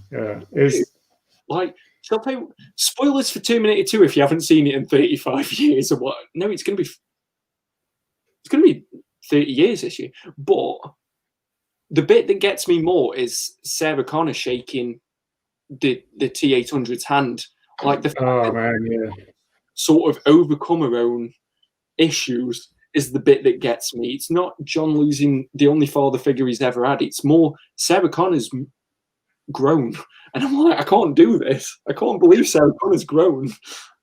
Like, interesting question I just thought of actually was because I've never heard you mention it at all. But did you watch the Sarah Connor Chronicles TV show? That's really hard to say.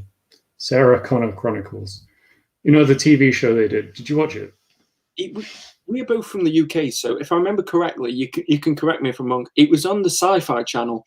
I think I watched season 1, and then I was with a company that lost the Sci-Fi Channel between seasons 1 and season 2. So I saw the first season, and I remember enjoying it, but I must have been about 11, 12 at the time. Is it weird? I forget how much younger you are than me. Okay. Yeah, I think it'd be interesting to see what you think of watching it now. Season 2, like season 1 is only quite short. I think it's like 8 episodes. And it really gets stuck into things in season 2. I loved it. I really was good when they cancelled it, but yeah, it'd be interesting to see you do like a rewatch on that one. I'd watch the video, so hint. I'll tell you something I wanted to do a video on, because I really want to start reviewing TV shows and movies, and doing a live chat where you might watch WandaVision and we both watch it and we come back a month from now and just talk about it. But do you remember that there was a 6-episode Blade series on the What? Yeah, like, I swear I didn't dream this. There was a Blade TV show where it was basically what if Blade was Wesley Snipes. Pardon, sorry? Wesley Snipes or someone else? A Wesley Snipes lookalike. Okay. And I still don't remember it. Like, I swear I didn't dream it. I'm promising you. I didn't imagine that this existed. But I'd really like to go back and just see what the fuck that was about. Could you imagine? Well, I love the Blade films. I haven't seen Blade 3 in a while. But I love the first two. First two are like sweet, but yeah, I didn't even know there was a TV show. So yeah. I'm all up for watching stuff like that I had no idea existed, but it's kind of within my sphere of like I actually would probably care about it.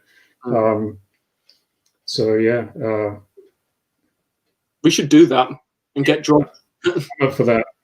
Well, we were talking years ago. We've only been doing this a year. Yeah, see, in YouTube years. Yeah, YouTube year. It's a video that came out on Wednesday's years old now. Yeah, exactly. But we were talking about this. We're going to throw it out to the chat, but I'm sorry to put you on the spot. I should have mentioned this before. But obviously, we first started talking in my video about Snyder Cut, and we said that we were going to sit down, watch it, and then come back and do a full discussion, podcast, live stream, whatever. Just being as brutally honest about it. We try and find all the positives. We're honest about the negatives. Is that something you'd like to watch? Yeah, I'm really up for that. Like, I feel like I'm quite balanced on Snyder because I do appreciate where there's some stuff he's done I really loved, and also some stuff he's done I really don't like. So I feel like I probably not get too, bogged down in just trying to tear him apart because it's cool or people don't like it. Like, I'm not. I will take what he's done with this new cut and I'll give it a fair go. Yeah. So yeah, I'm well up for that. Although I have no idea how we'd watch it because the stuff on HBO Go or whatever it's called. How do VP. you watch? Okay, true. Do you want me to just go on a dodgy website for you and get it, and I'll just send it you once I haven't got a virus from it? Yeah, okay, do that. Because maybe we could do something like this, and you can just point your webcam at it, and I'll watch it that way. Yeah, I just FaceTime you. Yeah, exactly. My mate used to do that, like, because we're both into boxing. I know, obviously, this is a comic channel, but boxing's like my favorite sport. He'd always used to buy the pay-per-view and then FaceTime me because I was too poor to buy. Sure, I've had friends do that with the football, actually. Yeah, The best way, but Zoom's how you follow the football on a really grainy webcam stream, you know, because it's going to be tiny and the refresh rate's going to be really not very good. Zoom said, I like how Moxie's library editions are on the floor. Yeah, it's because I've run out of space and I'm still trying to keep... run out of space? Yeah, I've run out of space. Like, my DC shelf's full. Like, I've got some Batman on I've got Batman No Man's Land, Road to No Man's Land on the floor there. Like, I've run out of space, and IKEA is dead slow at delivery, so... Are you getting more shelves? I was going to... I need to rejig because I've run out of space now as well. So, yeah, I don't know what to do. Hey? New room tour. Yeah, maybe. I mean, like, I've got a bit of room above each shelf. I'll need to get rid of my Lego displays, though, which will be gutting because I really like them. I don't know if anyone's seen them on my room tour, but... Yeah, I like your Lego. You made me want to get into Lego, I'm not going to lie. It's a slippery slope. It's expensive. Yeah. It's like statues. I just can't afford it. I want them. I know that, like, SEC had the Thor and Breaker of Brimstone statue on his Instagram the other day, and I was like, that is the one statue besides Conan on the Throne from the Arnold movie. They're the only two statues that I've ever wanted to bend for, and just like, yeah, I'll get that. But I know that then I'd be like, well, actually, Thor isn't my favorite character. It's Daredevil, so I need a Daredevil statue. And then I'm like, wait, there's no DC love here. I need a Nightwing statue. Like, yeah. Which brings and then you'll go down the slippery slope of, well, I've got a Nightwing. He looks wrong without a Batman next to him. Oh, Batman, no, he needs a Joker. You know, and it's just a slippery slope. Highland asked quite a bit ago. Sorry, I'm really bad at keeping on top of the chat. I'm going to run through a lot of comments in a minute. Who is your favorite non-Big Two character, and what is your favorite non-Big Two comic series? Do you want to go first on this one? I need a minute to think about that. Character's hard because when you're talking non-Big Two, there's Image, Dark Horse. Yeah, so much. Do we count Vertigo? Does Vertigo count now that it's DC Black Label? I'd count it because there's so much like amazing content that you like, unless you knew it was DC, you'd never know. So yeah, or Swamp Thing.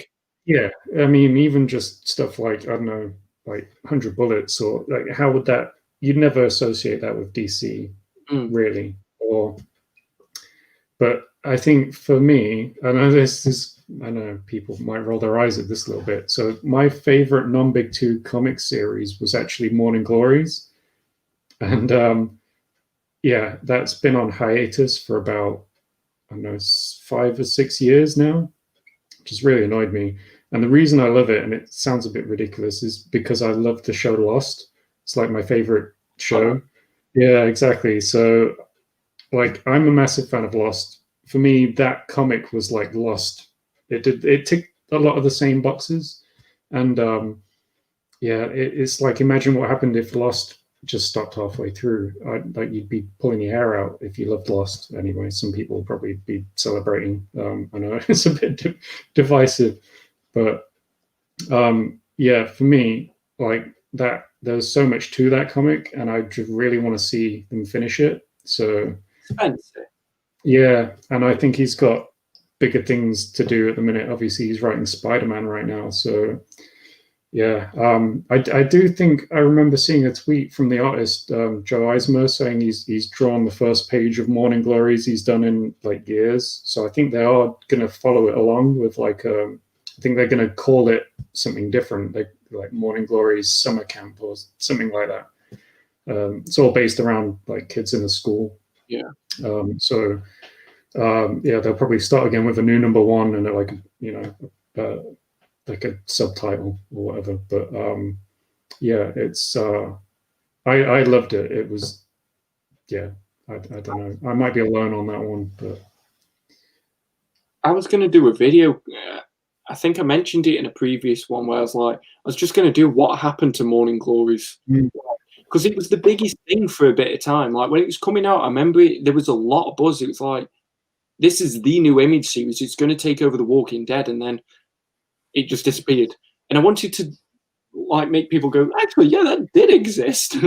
I mean, it was so weird how they did it because like honestly, there was so much stuff in there that if you're just reading it, you could like read past it and not even spot some of the stuff they were doing. But they, I don't know if you've heard of Multiversity Comics, the website.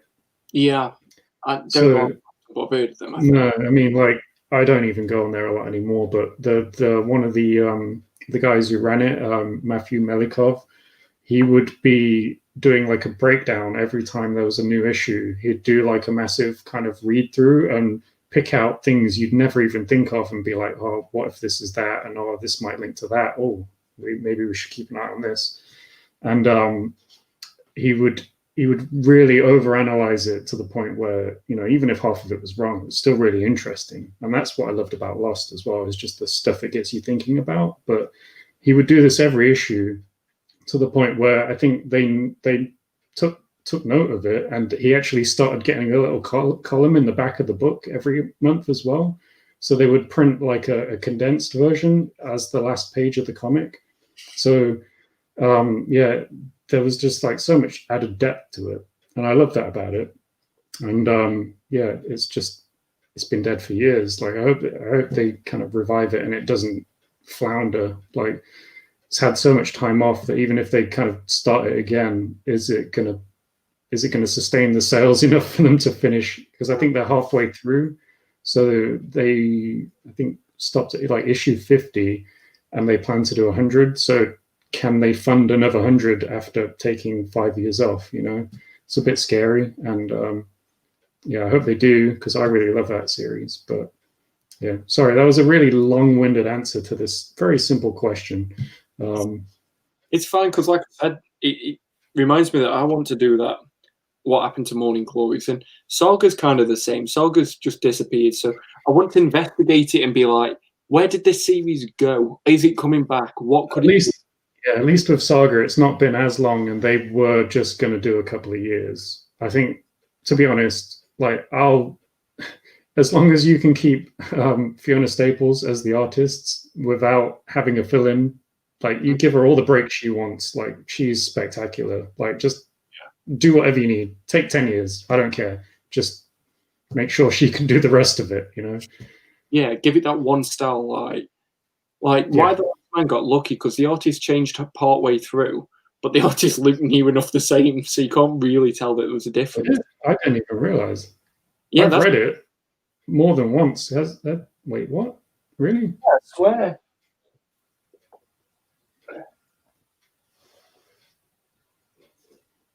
I thought it was the same artist the entire run. It changed halfway through. I'm going to have to Google this now. It was Pierre Guerra. I don't know how you say it. I'm really bad with names. The chat might know. Yeah, someone called... That sounds disrespectful. Not like disrespecting the guy who did it, but obviously it wasn't like for massive chunks, but we're talking like issues 32 to 35, 39 to, just like randoms here and like random issues here and there. You had a guy called Goran Sujurak. That rings a bell now, actually, but I think you're right. Like the style was sort of the same. I don't think I ever really picked up on it. But with Saga, that's not going to happen again. No. Through some more comments here. What's one book or run you wish more people would read, talk about? Matt Fraction's Iron Man. I've got the first hardcover of that. And only the first hardcover of that. Yeah. Well, they did a second, but they just won't finish it. So I'm like... Yeah, I refuse to buy the second now that I know they're not doing a third. So... Yeah. Well, I've seen a custom-made third one on eBay pop up, but it didn't have a dust jacket, so I was like, yeah. What are you saying? What's the one series? We'll run through the comments quite quick. So, Morning Glories, I'll cop out and say that. Just so they bring it back and stick with it. Yeah. Good choice. What are you guys drinking? I was on cloudy lemonade with pink gin because I'm not really a bloke. Gamma Ray. It's like an IPA. I was drinking Neck Oil. It's by the same people. It's Beavertown Brewery. They're good, and they have funky cans. I was going to say they look nice. They look like those Arizona cans. They're really good. Try them if you've not. I probably will. You can buy me one when we meet up after lockdown. Yeah, I'll buy you a case. Because when lockdown's over, like, I didn't realise you were from the Midlands. Like, Stoke's technically the Midlands. Like, we will have to meet up and like. Yeah, you're probably not that far from me. I mean, yeah, once I'm allowed out of my driveway. We'll have to do it in like when comic conventions start back up. Well, I've never been to a convention ever, and this is a massive embarrassment for me because I'd love to go to one, but I've just never really had anyone to go with. So you've got me. Well, let's do it once they're back on. I'm up for that. Play as Red Sonja though, because I want to go as Conan. Yeah, I'm sure I could pull that off. SEC agrees with me. Fury's a great war film, and you're right. No one does watch it because it's got Shia LaBeouf in it, but it's Shia LaBeouf actually being good at acting. Like, I'm trying to think. I'm sure he's been in good stuff. He has, but because he's now Shia LaBeouf, people just judge all films as that, and it's like Eagle Eye was a pretty good film, like that. I never saw that one. But I'm just trying to think what I've seen that he's been good in, but I'm drawing a blank. Transformers. Oh yeah, obviously it's classics. Yeah. But exactly. 1917 has to be my favorite war film. After I didn't see that. Yeah. No, I haven't seen it either. Is that the Nolan one? Yeah, no, it came out around the same time. The Nolan one was Dunkirk, and that one was, I don't know, it was within probably 6 months, a year of being released at the same time. But I think it's on Amazon Prime. If you got that, I seem to remember adding it to my list. Oh, Inglourious Bastards.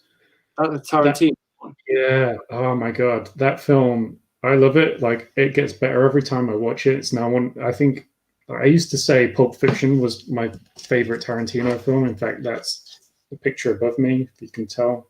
Oh, nice. I was wondering what that was the entire time. Love Tarantino, and Pulp Fiction was my favorite film. But now the more I see Inglourious Bastards, the more I'm kind of changing my mind on that, because it gets better every time you see it. Like, I wasn't a massive fan the first time I saw it. I wasn't really that impressed. I thought, but it's really ambitious, and I sold my Amazing Spider-Man Epic Collection for over cover price. Good on you. Like, you nice. know, willing to buy it for that price, sell it to them for that price. If you don't, someone else will. I mean, those epics as well, yeah. People are hot after them at the minute. I think it's because it's like omnibuses about 5 years ago. Before people knew that omnibuses were really popular, no one was really buying them. Yeah, now, like, this was a video that I was going to do because I get people saying, "Oh, should I buy this omnibus as an investment?" And I'm like, you know what? I might do a comprehensive guide of like all the risks, all the things you have to consider. And I would never buy a book as an investment. Like, I buy them to read, and they, like, occasionally they turn into a whale, but they'll never stay a whale, or you can never guarantee they'll stay a whale. Like, I don't trust even stuff that you say, like, I don't know, like the books that were Dark Horse, like the Aliens stuff. Now it's gone to Marvel, so they can't print it anymore. So all of a sudden, people jump on the Dark Horse books. Like, you can't even say they're really whales because Marvel are going to print them, or like someone else might always print something. Like, you never know. So yeah, I'd never kind of buy a book just to have an investment. I think that even a single issue, I wouldn't do that anymore. I think there's too much going on in the single issue market. I don't know if you follow along the single issue market at all, but I try to, but it goes too quick. Yeah, I can't keep up with it. Well, that was what the video was going to be about. It's like, obviously anything can be an investment, but here's all the risks. Here's everything you've got to consider, because some people who aren't into the hobby, or maybe only just got into it, don't really know what, like you know, I've been buying comics since I was like 14.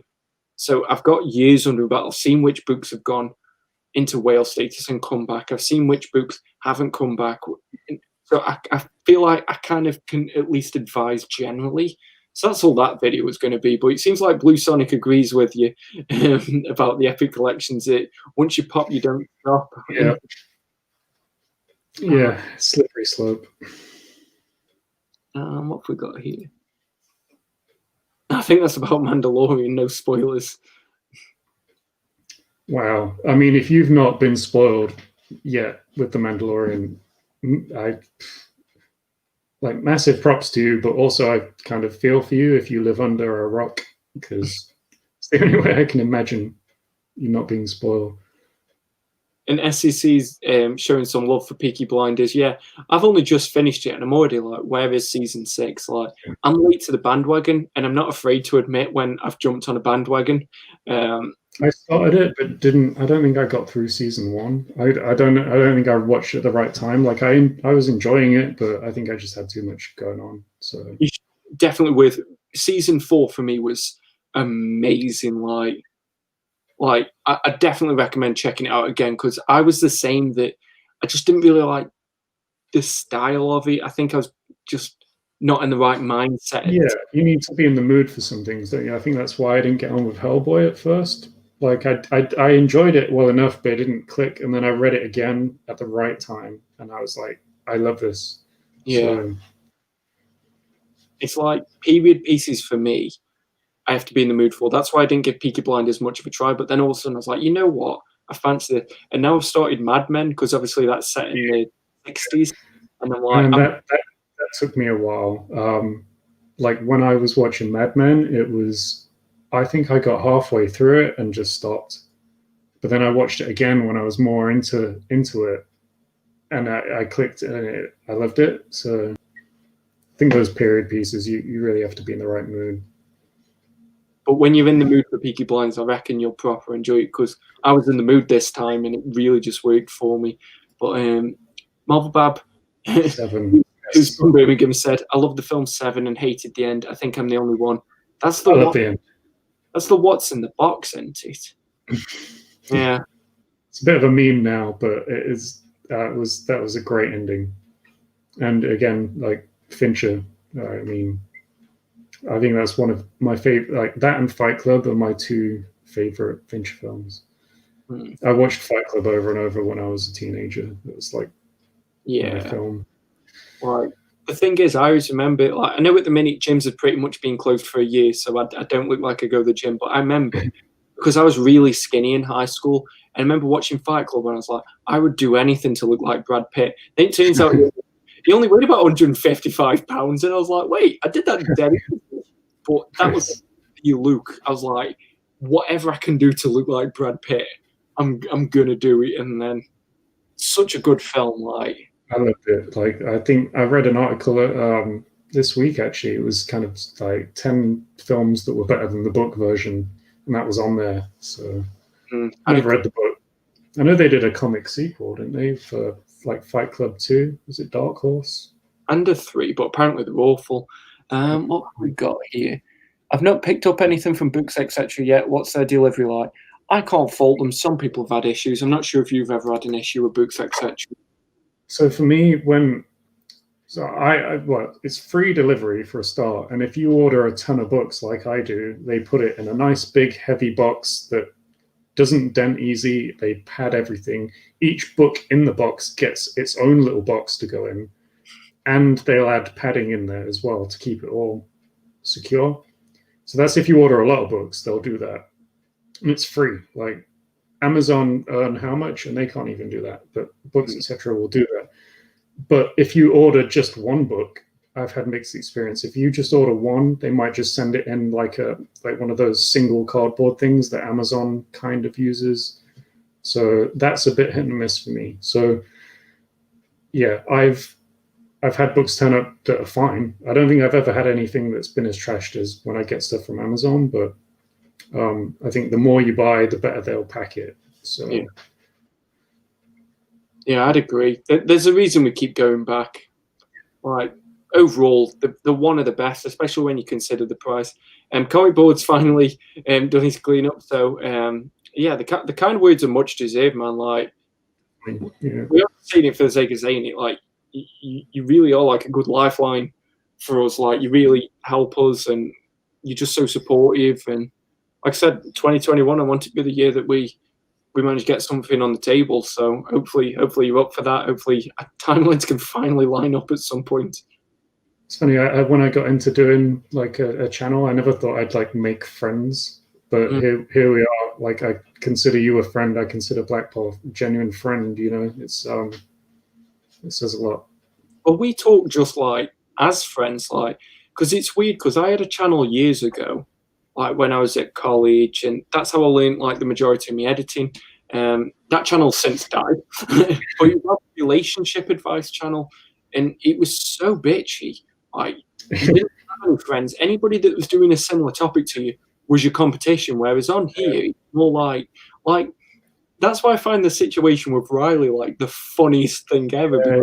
That was interesting. That I did immediately think of you when I saw his video, but not in like a oh shit kind of way. Like it was just an interesting coincidence. I thought I didn't think anyone would read too much into it, but yeah. Like nothing but positivity came from it, and like Riley was such a stand-up dude as a result. Like he was just like, yeah, he is a channel that did it before me, and he did even more selections. So go watch this video, and like, you know, then we became friends on Facebook. We started talking, like, you know, we ask about each other's personal lives, and it's like he isn't just Riley from the Omnibus Collector. He's Riley. It's like it's so weird because any other kind of YouTube niche. Riley probably. I'm not. This isn't me saying anything about Riley as a person because, like I said, he did nothing but help me. But any other YouTube niche in that same situation, it would have just been that other channel going, "Well, fuck you."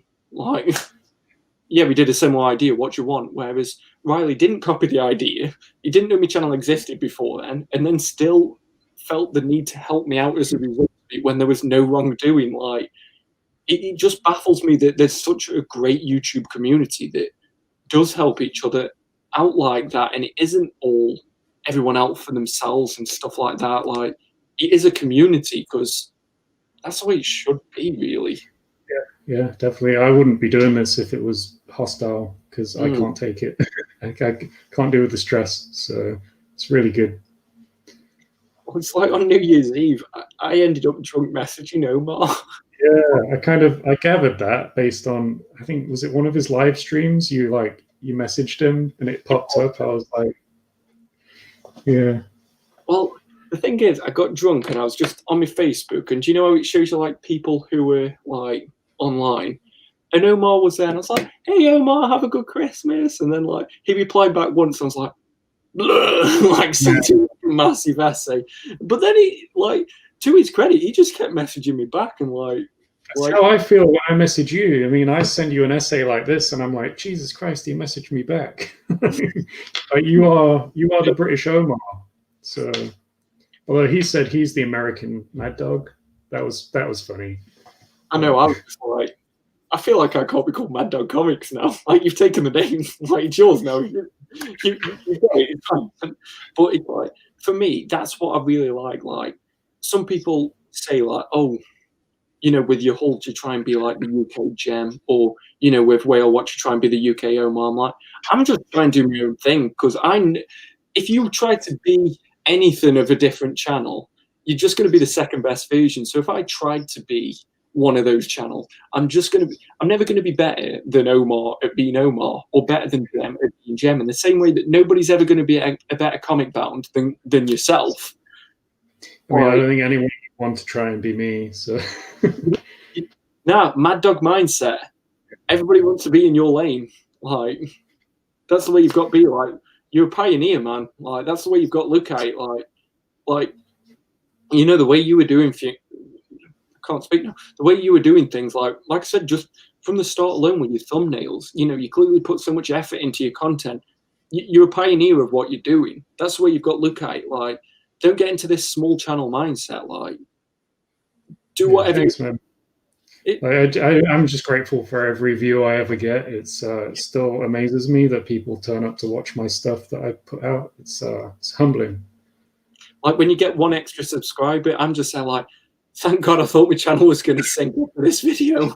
Like, I really thought, like, my heart skipped a beat, and I'm just like, thank God someone giving it a chance. Like, so yeah, like, Comic Board's the same. Like, I'm just so glad that there's a community, and he says we're definitely making a live stream happen this year. You need to message me. We need to get this on the card sooner rather than later, because I'm already going to book it in so I can watch.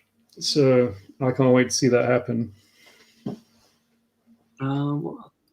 Clement said, thank you for the shout out. I appreciate it. Keep up the great work, bro. And congratulations again on reaching 1,000.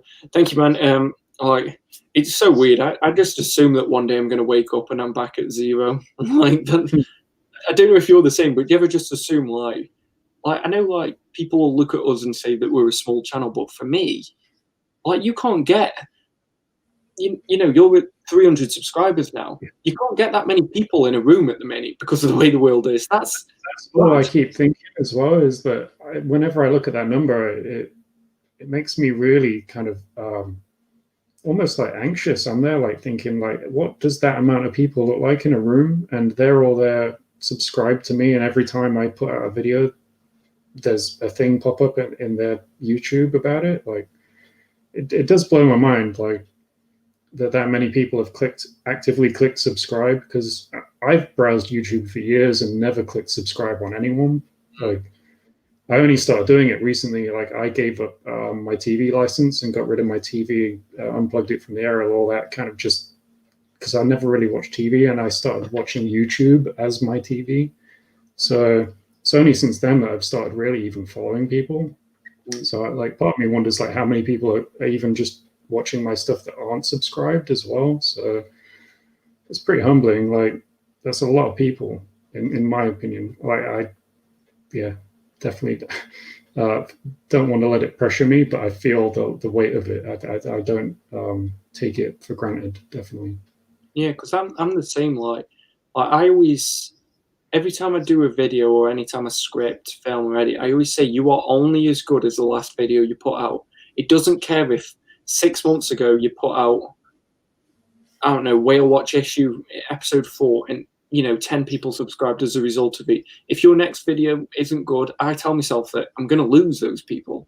You know, it does get a little bit intimidating, because it's like this news thing is something that I want to be a continuing series, but then this week it didn't do that well. Like, it was a real grind to get views out, but the people who were watching it really seemed to enjoy it. So it's like, do I stick with that because the people who like it really like it, but the majority of people who subscribed aren't even watching it, and I hope that they catch on? Like, there is a bit of pressure there, especially when you are like ourselves. We are starting out. We're not even a year in. We don't know what's going to be here a year from now. Like, YouTube could be all memberships, and, you know, small channels just disappear because they don't have that base to grow. But it's like, it's a bit intimidating sometimes to know exactly what to bring out. And I'm not sure if you feel the same, that sometimes you do feel a bit anxious of, like, is this a video that's going to kill my channel? And it gets scary. I'm not as worried about killing my channel, because I don't feel like there's much there to kill yet, in a way, weirdly. But it's kind of, I more feel anxious at the fact that I don't know, what if I'm putting wrong information out into the world? What if I'm feeding a fire that doesn't need to be fed? Or, you know, that weight of responsibility of, like, showing someone the wrong direction about something. Like, I've got a video about omnibus spine stretching. So kind of a constant, like, point of anxiety for me is that someone's going to come along to that video, watch what I've done to one of my books as a kind of, here's a helpful, informative thing I want to try and put out. They'll see that, they'll try the same thing on their book, it goes wrong, they damage their book, and all of a sudden I'm getting like angry comments like that. It's not happened yet, thank God. Closest thing that ever happened that's close to that was a guy inquired about, oh, my binding, I think it's kind of messed up. I did this. Can I send you some pictures? Interestingly enough, he sent me some pictures on Instagram. We got chatting, and he's now a really good friend. Like, we talk all the time. I might have him on a video at one point, which might be upcoming. I'll kind of talk about that in the future. But it's been interesting, that route though. I've put that out there as a kind of helpful guide, and I'm just constantly worried that someone's going to take it and go and ruin their big expensive omnibus and then attack me for it. I tried to put a bit of a disclaimer in there and say, only do what I'm doing if you feel comfortable, do it at your own risk. But still, you never know, it's the internet. So just stuff like that, really. And I don't ever want to be putting stuff out into the world that isn't helpful or is gonna be detrimental. So that's kind of my philosophy. I agree with you there. But I don't know. I don't really feel like I've been doing this long enough to be able to give anyone advice. But the only thing that I'll say that has helped me is that eventually there is going to be somebody who's going to complain. Luckily, it's only about 1%. Like, the majority of people who watch your stuff will love your stuff and, will follow you. And if you make a mistake, they'll allow it. But, like, sometimes you get the feeling like some people are watching your videos just to correct you.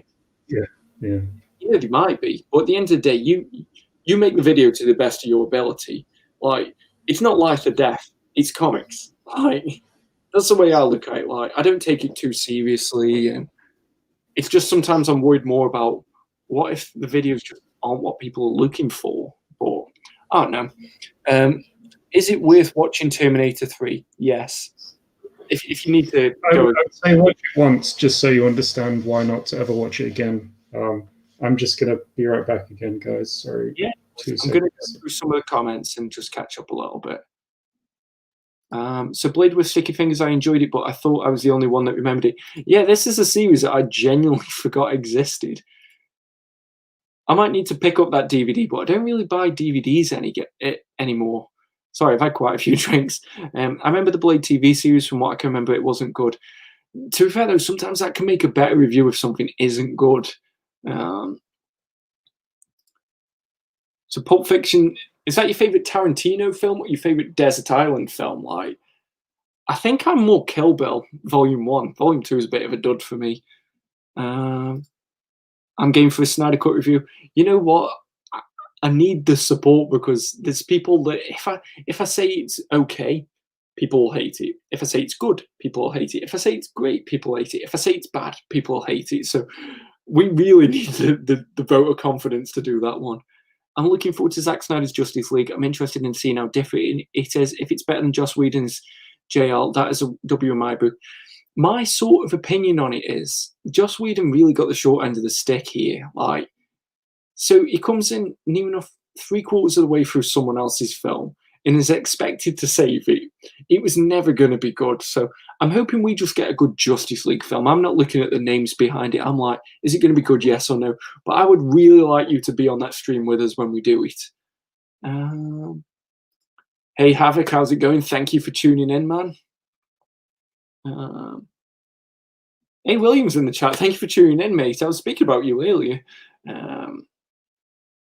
Quentin Tarantino was a great director. I love his versatility and the diversity of his films. The Hateful Eight, Pulp Fiction, Kill Bill, Django. I still can't say that. I love Django Unchained, and I forget how good that film is sometimes. I'll just add you back in a sec.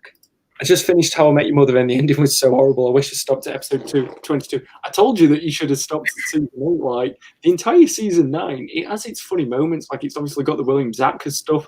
But it's like that entire season is spread over a weekend, and then the last 2 episodes take place over 3 years. That is backwards. I've never watched it. I've heard complaints about the ending, though. Actually, watch the first 8 seasons, because you'll get some of the best comedy. it's just the ending can genuinely change your perspective of the entire thing. This is something I wanted to ask you, because me and my girlfriend get into this debate, because we feel like you're either a person who's about the journey or a person who's about a destination when it comes to a book. Yes.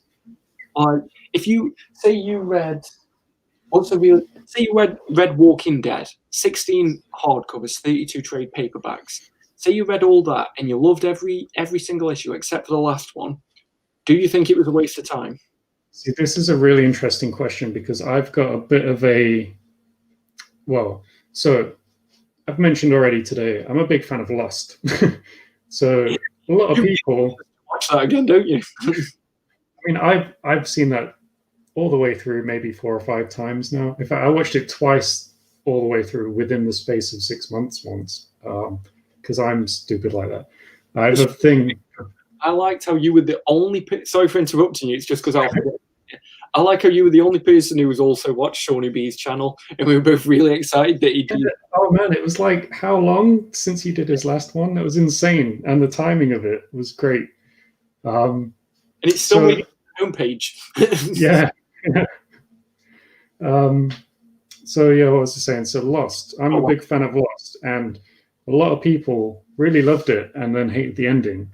You see people comment about it online to this day about how it was great, and then the ending, they just fucked it up. Like, I don't agree personally. I thought I really loved the ending. I can get on board with people who don't like it. Fair enough. Maybe it wasn't your thing, but I always kind of took the approach of, like, how can you get that far through a series, love it, and then the ending ruin everything that came before it? And I always didn't really understand that very much about, like, why does that ending change what came before it? How does it taint your view of it to the point where you'd never even watch the stuff you did like again?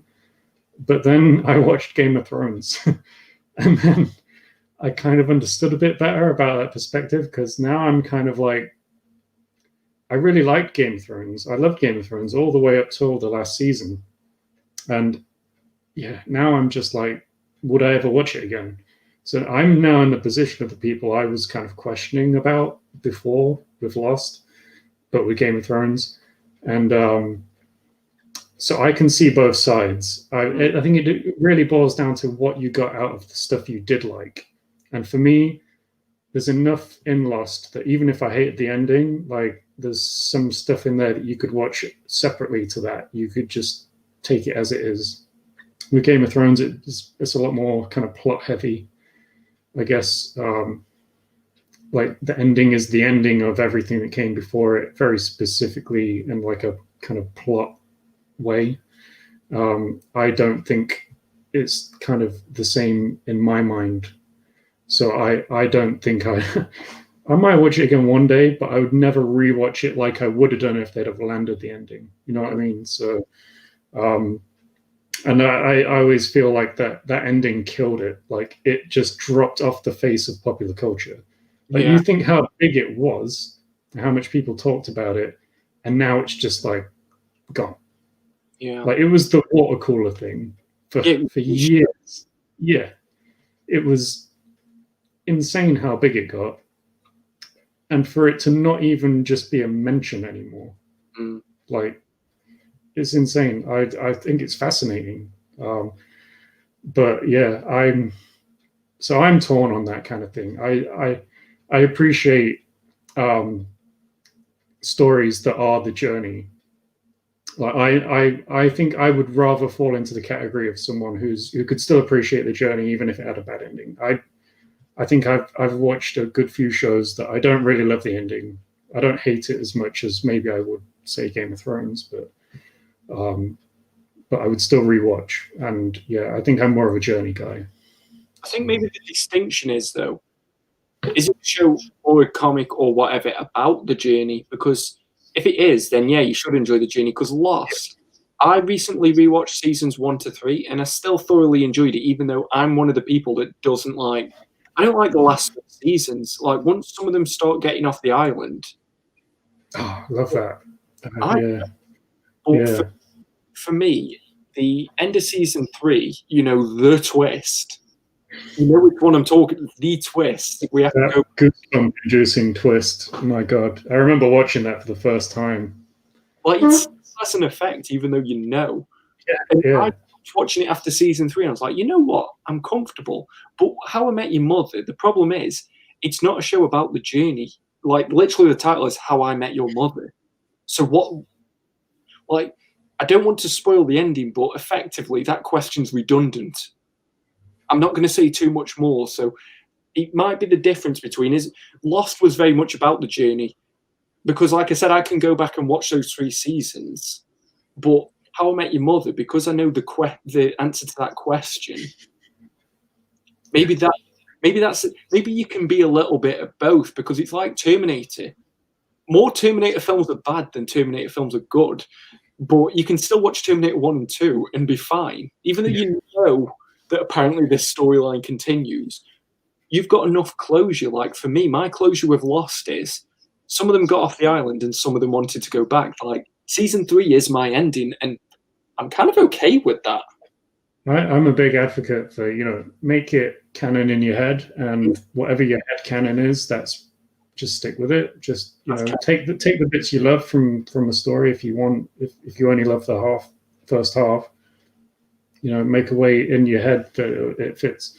Like, for me, canon for Star Wars is episodes 1, 2, and then the Clone Wars cartoon rather than the Clone Wars 3D show, and then episode 3, 4, 5, etc.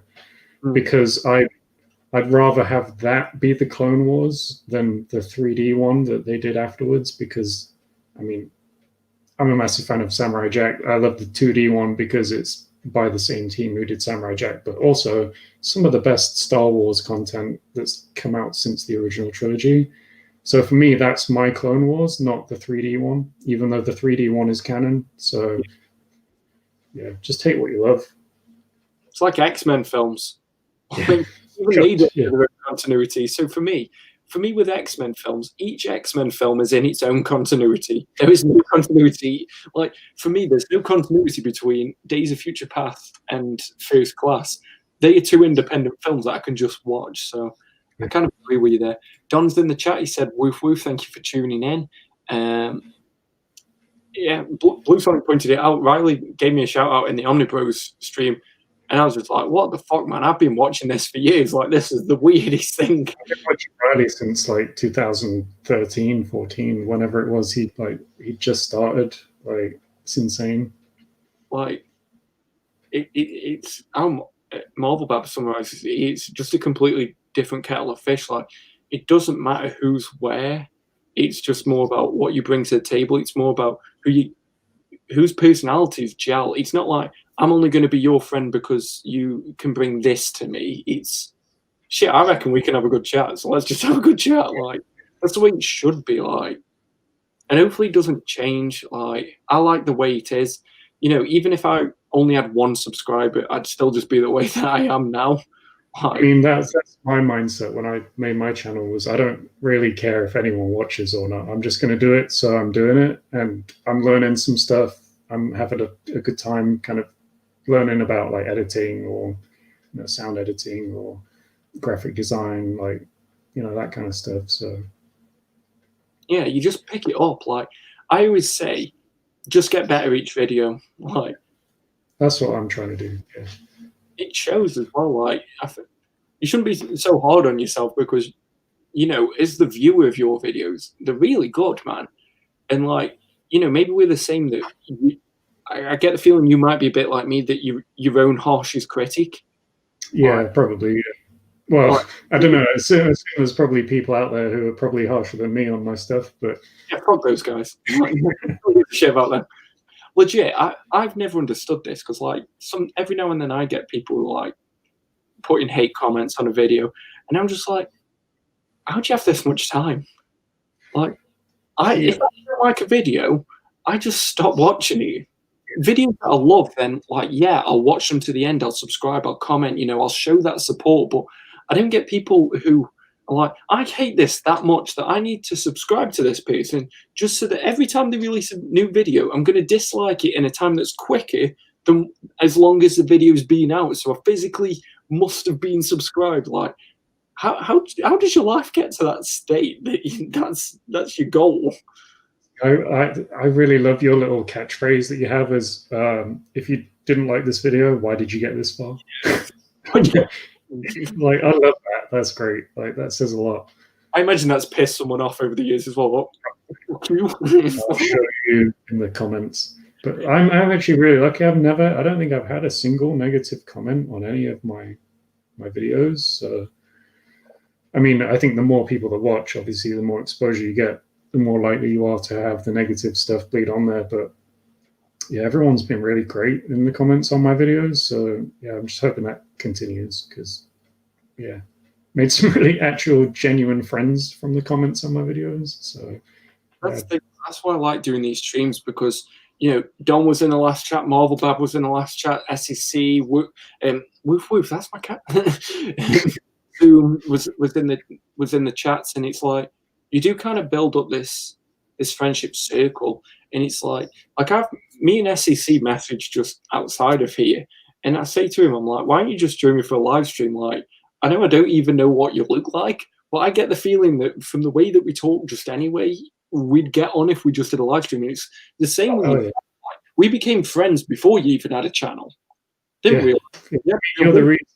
The reason I started my channel, because we were talking before that, and you encouraged me. It was came from that, really. It's funny how things work out. I'd love to see a stream of you and SCC on it. Sorry. Yeah, that didn't. I think it cut out. What did you say? I said, so don't forget me when you get your diamond play button. Yeah, I'll definitely get mine before you do. To be fair, 10 million people want to kill me, not subscribe to me. But, we've got a few other comments here. Patrick says, love your channel, keep up the great work. Thank you.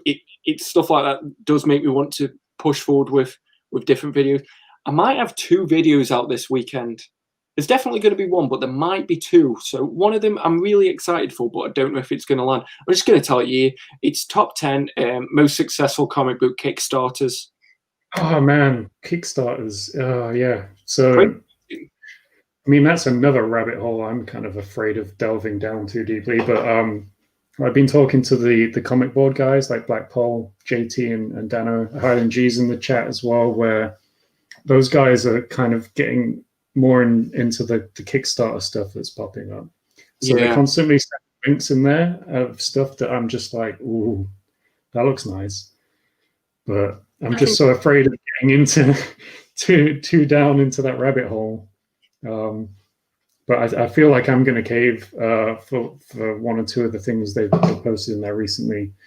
So yeah, it'd be interesting to see what you have on your video, because there's a lot of stuff I've not been aware of, not keeping track of it over the last few years. I've done, I don't know if you've done any, but I've done 1 comic Kickstarter, and it was probably, I don't know, like 5 years ago now, something like that. It was Joe Mulvey. He did Scam over at Comics Tribe. So I did the Kickstarter for that because, weirdly enough, it came with one of the tiers. I got a bit of original art from him. It's like it's really cool Spider-Man picture, which I'll put it on one of my videos one day. But also it came with a signed book of Morning Glories, the hardcover volume 1, signed by the artist Joe Eisner. So I kind of didn't even really do it for the Kickstarter. I still haven't read the book, embarrassingly. I think I mentioned it on my room tour. But I want to read it soon, just because I feel like it's so overdue. But I mean, what isn't? I've got so many unread books. But yeah, it was quite a good experience though. It was good kind of funding it and just feeling like you're contributing to something that might not happen otherwise. So yeah, I really like that aspect of it. Clarence said, YouTube is a grind, consistency is a key. You make great videos. As long as your supporters enjoy the content, you're on the right track. That's what I'm hoping for. 2021 is the year where I'm just trying to be as consistent as possible, like 3 videos a week. Because before, sometimes it'd be like, I could do a video once every day for 3 days, and then you wouldn't see me for a week. I want it to be that I'm testing out which days to bring videos out. It's loosely Wednesday, Friday, Sunday. But don't know whether to change that to sort of like Like, I don't know whether they moved the news to Sunday. You know, maybe midweek is a bit too in the middle of when all the news is coming out. Like, there's probably some sweet spot for some reason. But if you looked at all the analytics, you could find like a sweet spot. But this is what I don't like. I love the data side of YouTube. All the analytics stuff is cool, but there's just so much you can read from it. With like, I don't know. It just seems like a bit of a minefield to get into. So I've not delved too much, but I'm sure there's probably some kind of sweet spot you can aim for based on whatever you're putting out. The thing is, it tells you what it is, but then you put videos out at that time, and then something that you put out at a time when it says it wouldn't do well, it does well. It's more just topic. It's just the news. I don't know whether Wednesday's the best day for that, because there's not really much news that comes out on a Sunday. So if I film on a Saturday so that I can edit on the Sunday, I'm pretty much in the clear. Like, that's sort of my logic with it. Whereas Wednesday, so I film it either Monday or Tuesday, because obviously I've got work. And then it's like, well, then some big news will come out Wednesday morning that isn't covered on the news channel. So it's like, that'll always keep happening with your news thing. As long as it takes time to film and edit, you'll always feel like, oh, something just came out. yeah, so it's just about finding, like you said, the sweet spot. But William said, sorry, I missed the start of the stream. I'll watch it back later. It's all good, man. Like, we'll probably go until about 9:10 in the UK time, because obviously, you know, we're in lockdown, so we've got busy Friday nights. But I know that obviously we both had a long week, so busy. Episode 22 was a perfect ending. Spoilers. Sorry, Zoom. It's just I didn't want to be too much spoilers there for How I Met Your Mother. But you are right. They had the perfect ending and then made more episodes for some reason. It's like, just stop. It's like I almost. Sorry. Overshot. Yeah, it's like I remember when Breaking Bad was coming out. I thought they were going to overshoot with the final season. I thought the end of season 4 with all the Gus stuff, I was like, you know what, that's a good ending. And then they were doing more, and I was like, you have no story left to tell. And then I watched it, and I was like, couldn't be more happy that I was wrong. It's definitely one of the most kind of solid endings I think a show can ever ask for. Breaking Bad. Although I think the show as a whole, I rewatched it once, and there we go, SEC, best TV ending. I can't argue with that. It's solid. It's absolutely one of the most solid endings. But I think that the show overall, like, I loved it after watching it the first time, but watching it again, I watched it again, I don't know, maybe nearly a year ago now. I had such a different experience rewatching it. I found myself like really hating Walter White rather than like rooting for him, just because I feel like I knew where he'd end up, like, and I could see through what he was doing a lot more. Is really interesting. I definitely, if you've only seen Breaking Bad once, definitely watch it again. It's completely different to me on a second watch. Yeah, because you know how bad he's going to break. Like, I rewatched it recently. But for me, I think it was always meant to be a show that you weren't meant to like Walter by the end. That's why I think it's so brilliant, is that they trick you into rooting for this absolute monster. It's like, it's really clever how they do it. Like, it just added such another extra depth to the show when you watch it again. I don't know. It might have just been how I was watching it, but really interesting. Well, I kind of wrote a book. This one right here, Full Girl, and I genuinely wanted it to have Breaking Bad vibes by the end. It's not just me being biased, but people who've read it have said that it achieved a similar feeling. It's just not written as good as that. So that's why I get it. I would love to read it, man. I never read books. Like, can you put some pictures in it? I was going to send you a copy, but if you're not going to read it, then I'll read it for you. I'll struggle through the words. I'm just a big. It's written in my voice, so take from that well. People, can you do an audiobook version for me? Yeah, just record that. It's based on true events, so it just ends up slagging people off. like off. I'd end up stop reading the book and just slagging someone off. Like fucking hated this. Still owe me £5. Oh man, that would be like the extras though. You pay for the tangents, right? You just go off on a tangent about this guy or that girl. Yeah. I forget what book I'm reading.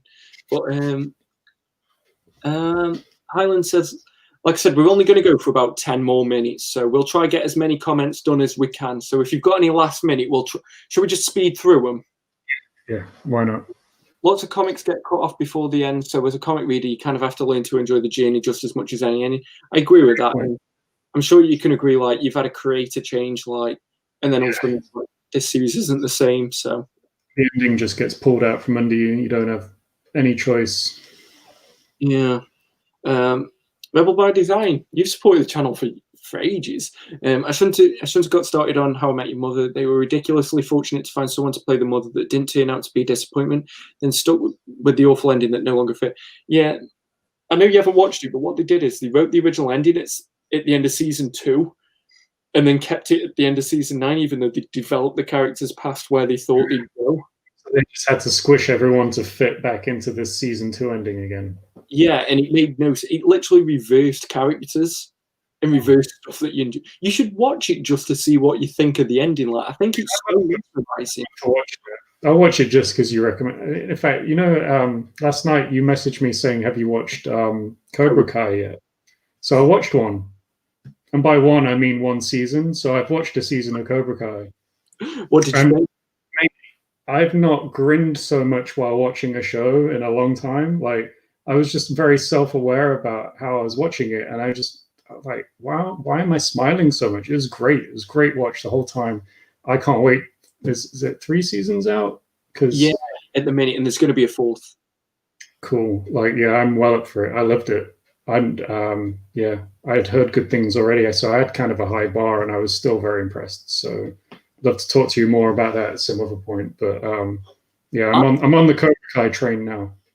I'm down for a future live stream. Like, I've really, and we aren't coming to the end, but well, we are in about 10 minutes. But I've really enjoyed this one. If everybody else wants to see it as well, it's just going to give us more incentive to do it. But like Blue Sonic says, everyone he's spoken to in the community is so friendly and humble. I'm so pleased I got back into picking up comics again. I'm glad you got back into picking up comics again, because it's a hobby that I think needs more people in it. So I'm really glad. Such a hobby, like, it's a beautiful medium and a hobby. Oh, Taylor Brown. Is that the Taylor Brown? Yeah, I believe so. No way.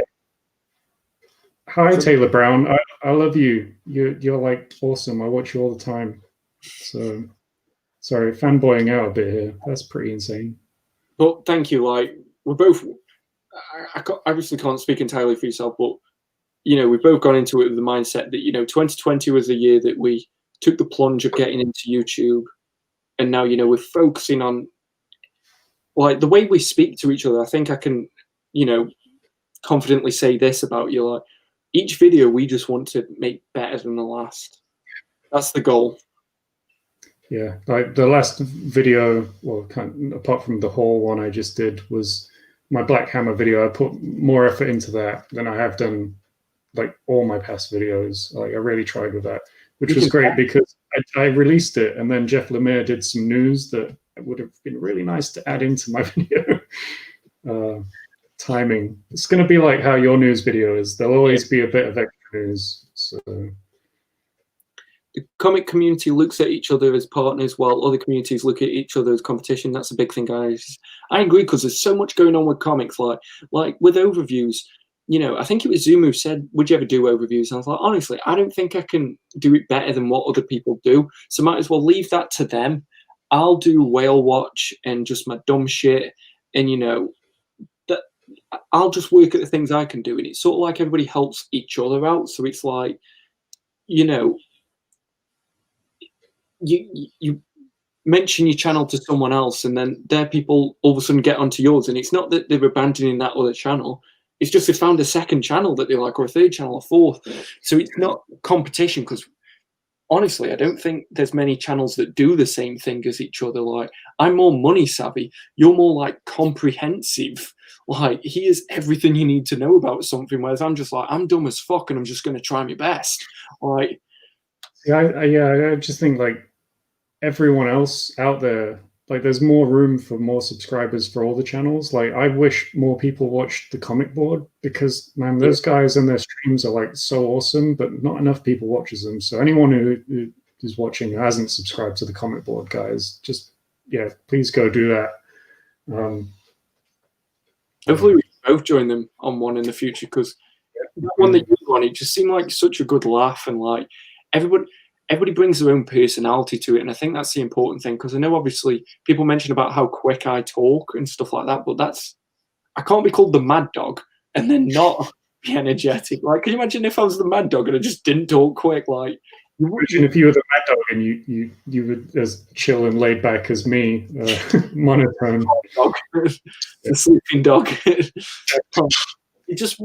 But that's the thing. Everybody's got their own personality and their own sort of way of approaching it, and I think that's what's really good about this community, and that's why I wanted to do these live streams once a month. And whoever wants to join us, like, just join us. Like, if you want to come back next month, come back next month. Like, I'm down for it. I just want to, chill out every now and then, and yeah, man, just like I'm always up for doing whatever. So if my schedule fits, I'm here. So I'm going to hold you to that.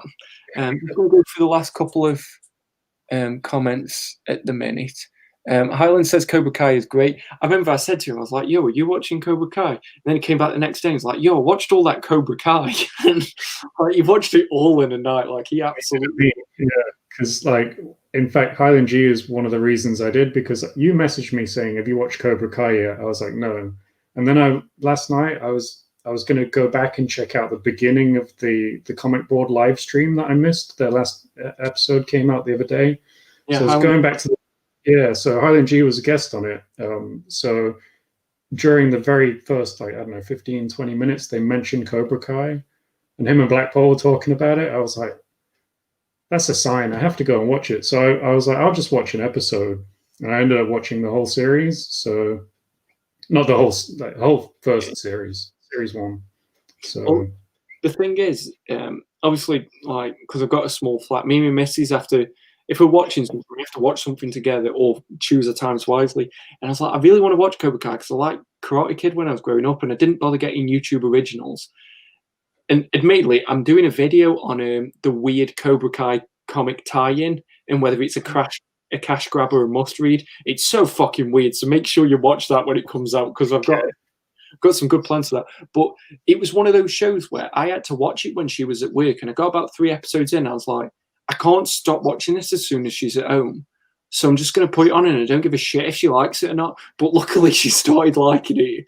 So we both watched it. It is one of them shows that I haven't met anybody that hasn't gotten... You think it's going to be the dumbest shit ever, and it sort of is, but then it just is. It doesn't take itself seriously, though, does it? It's like, that's what I loved about it. It does everything with a bit of a wink and a nod.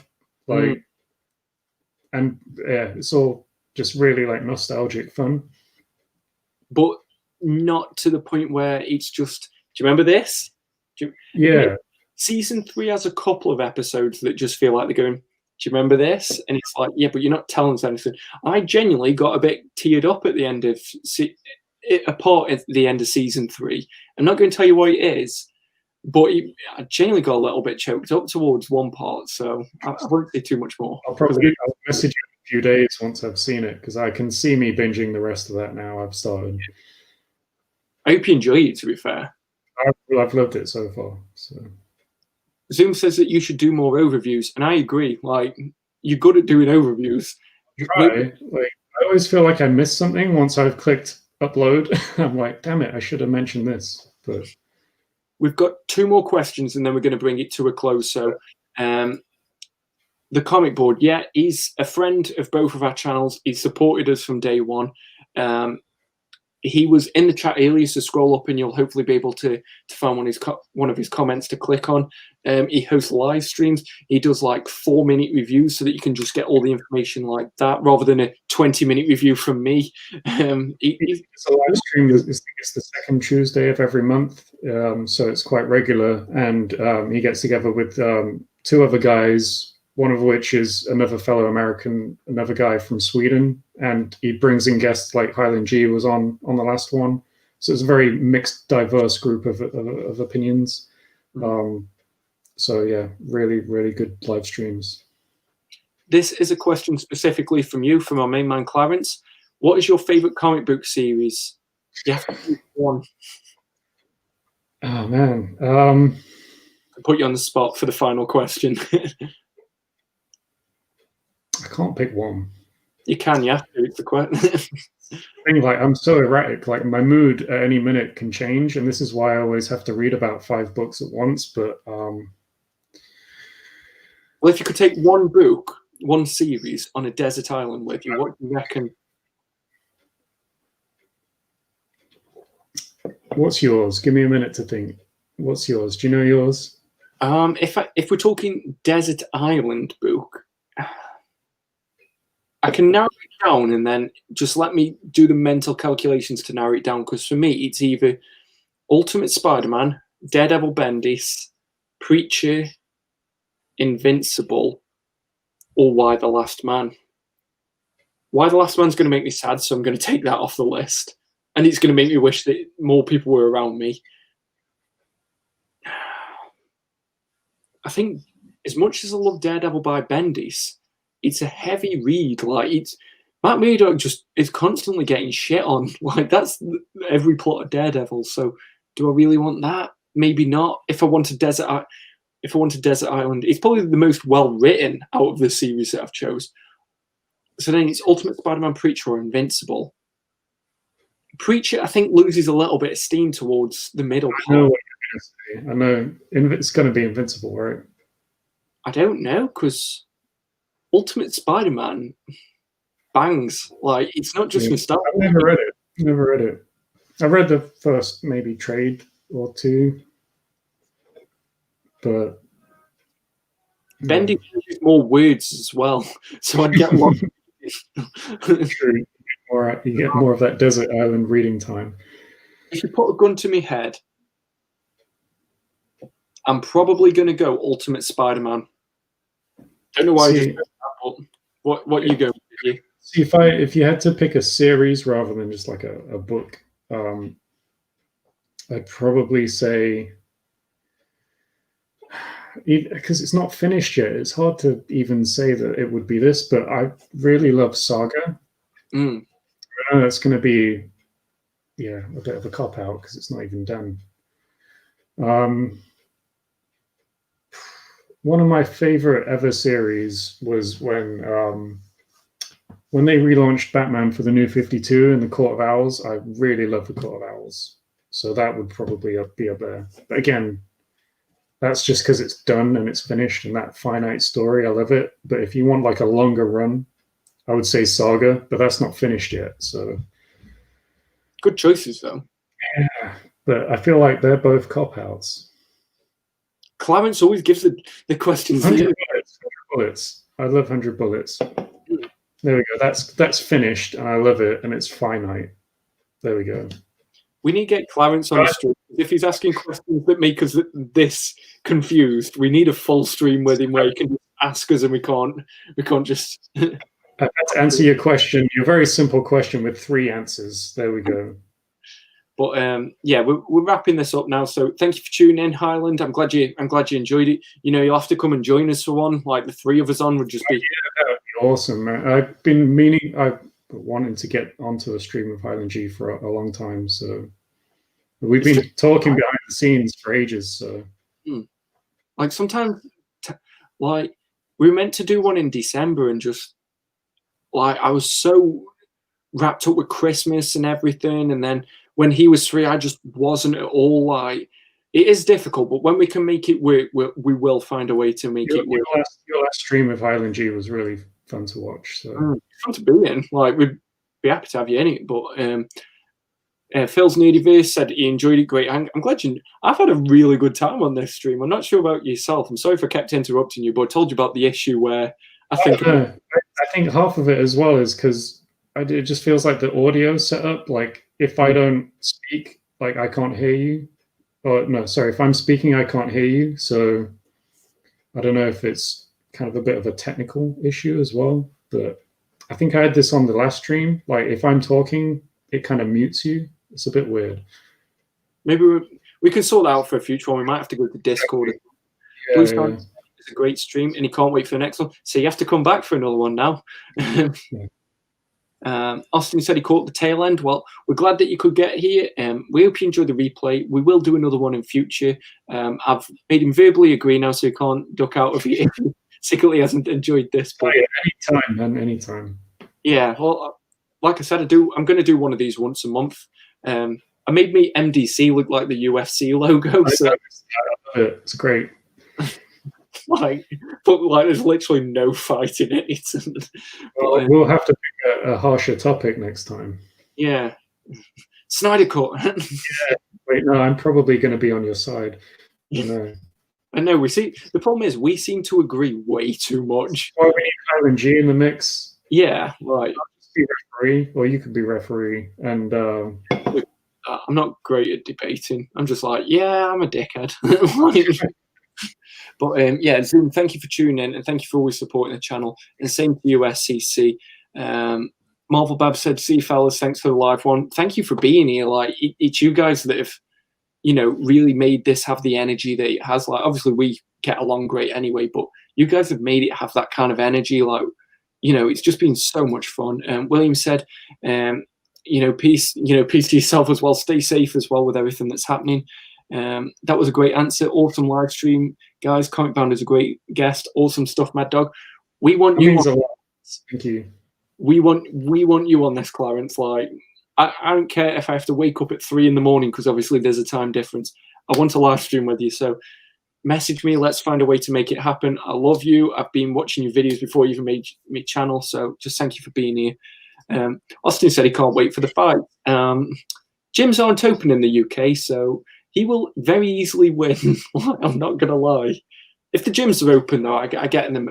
Actually, I'm not going to fight and talk with you. I love you. What am I talking about? I was going to say, you don't have to worry. The trash talk starts early and with the new by Logan Paul, so choose which one you want to be. But yeah, that's a great note to end this live stream on. We have to do something to get people into the next one. So if we say there might be a fight, they'll tune in. There's beef here, guys. There's beef now. So tune in. But let everybody know where they can find you as we're just wrapping up.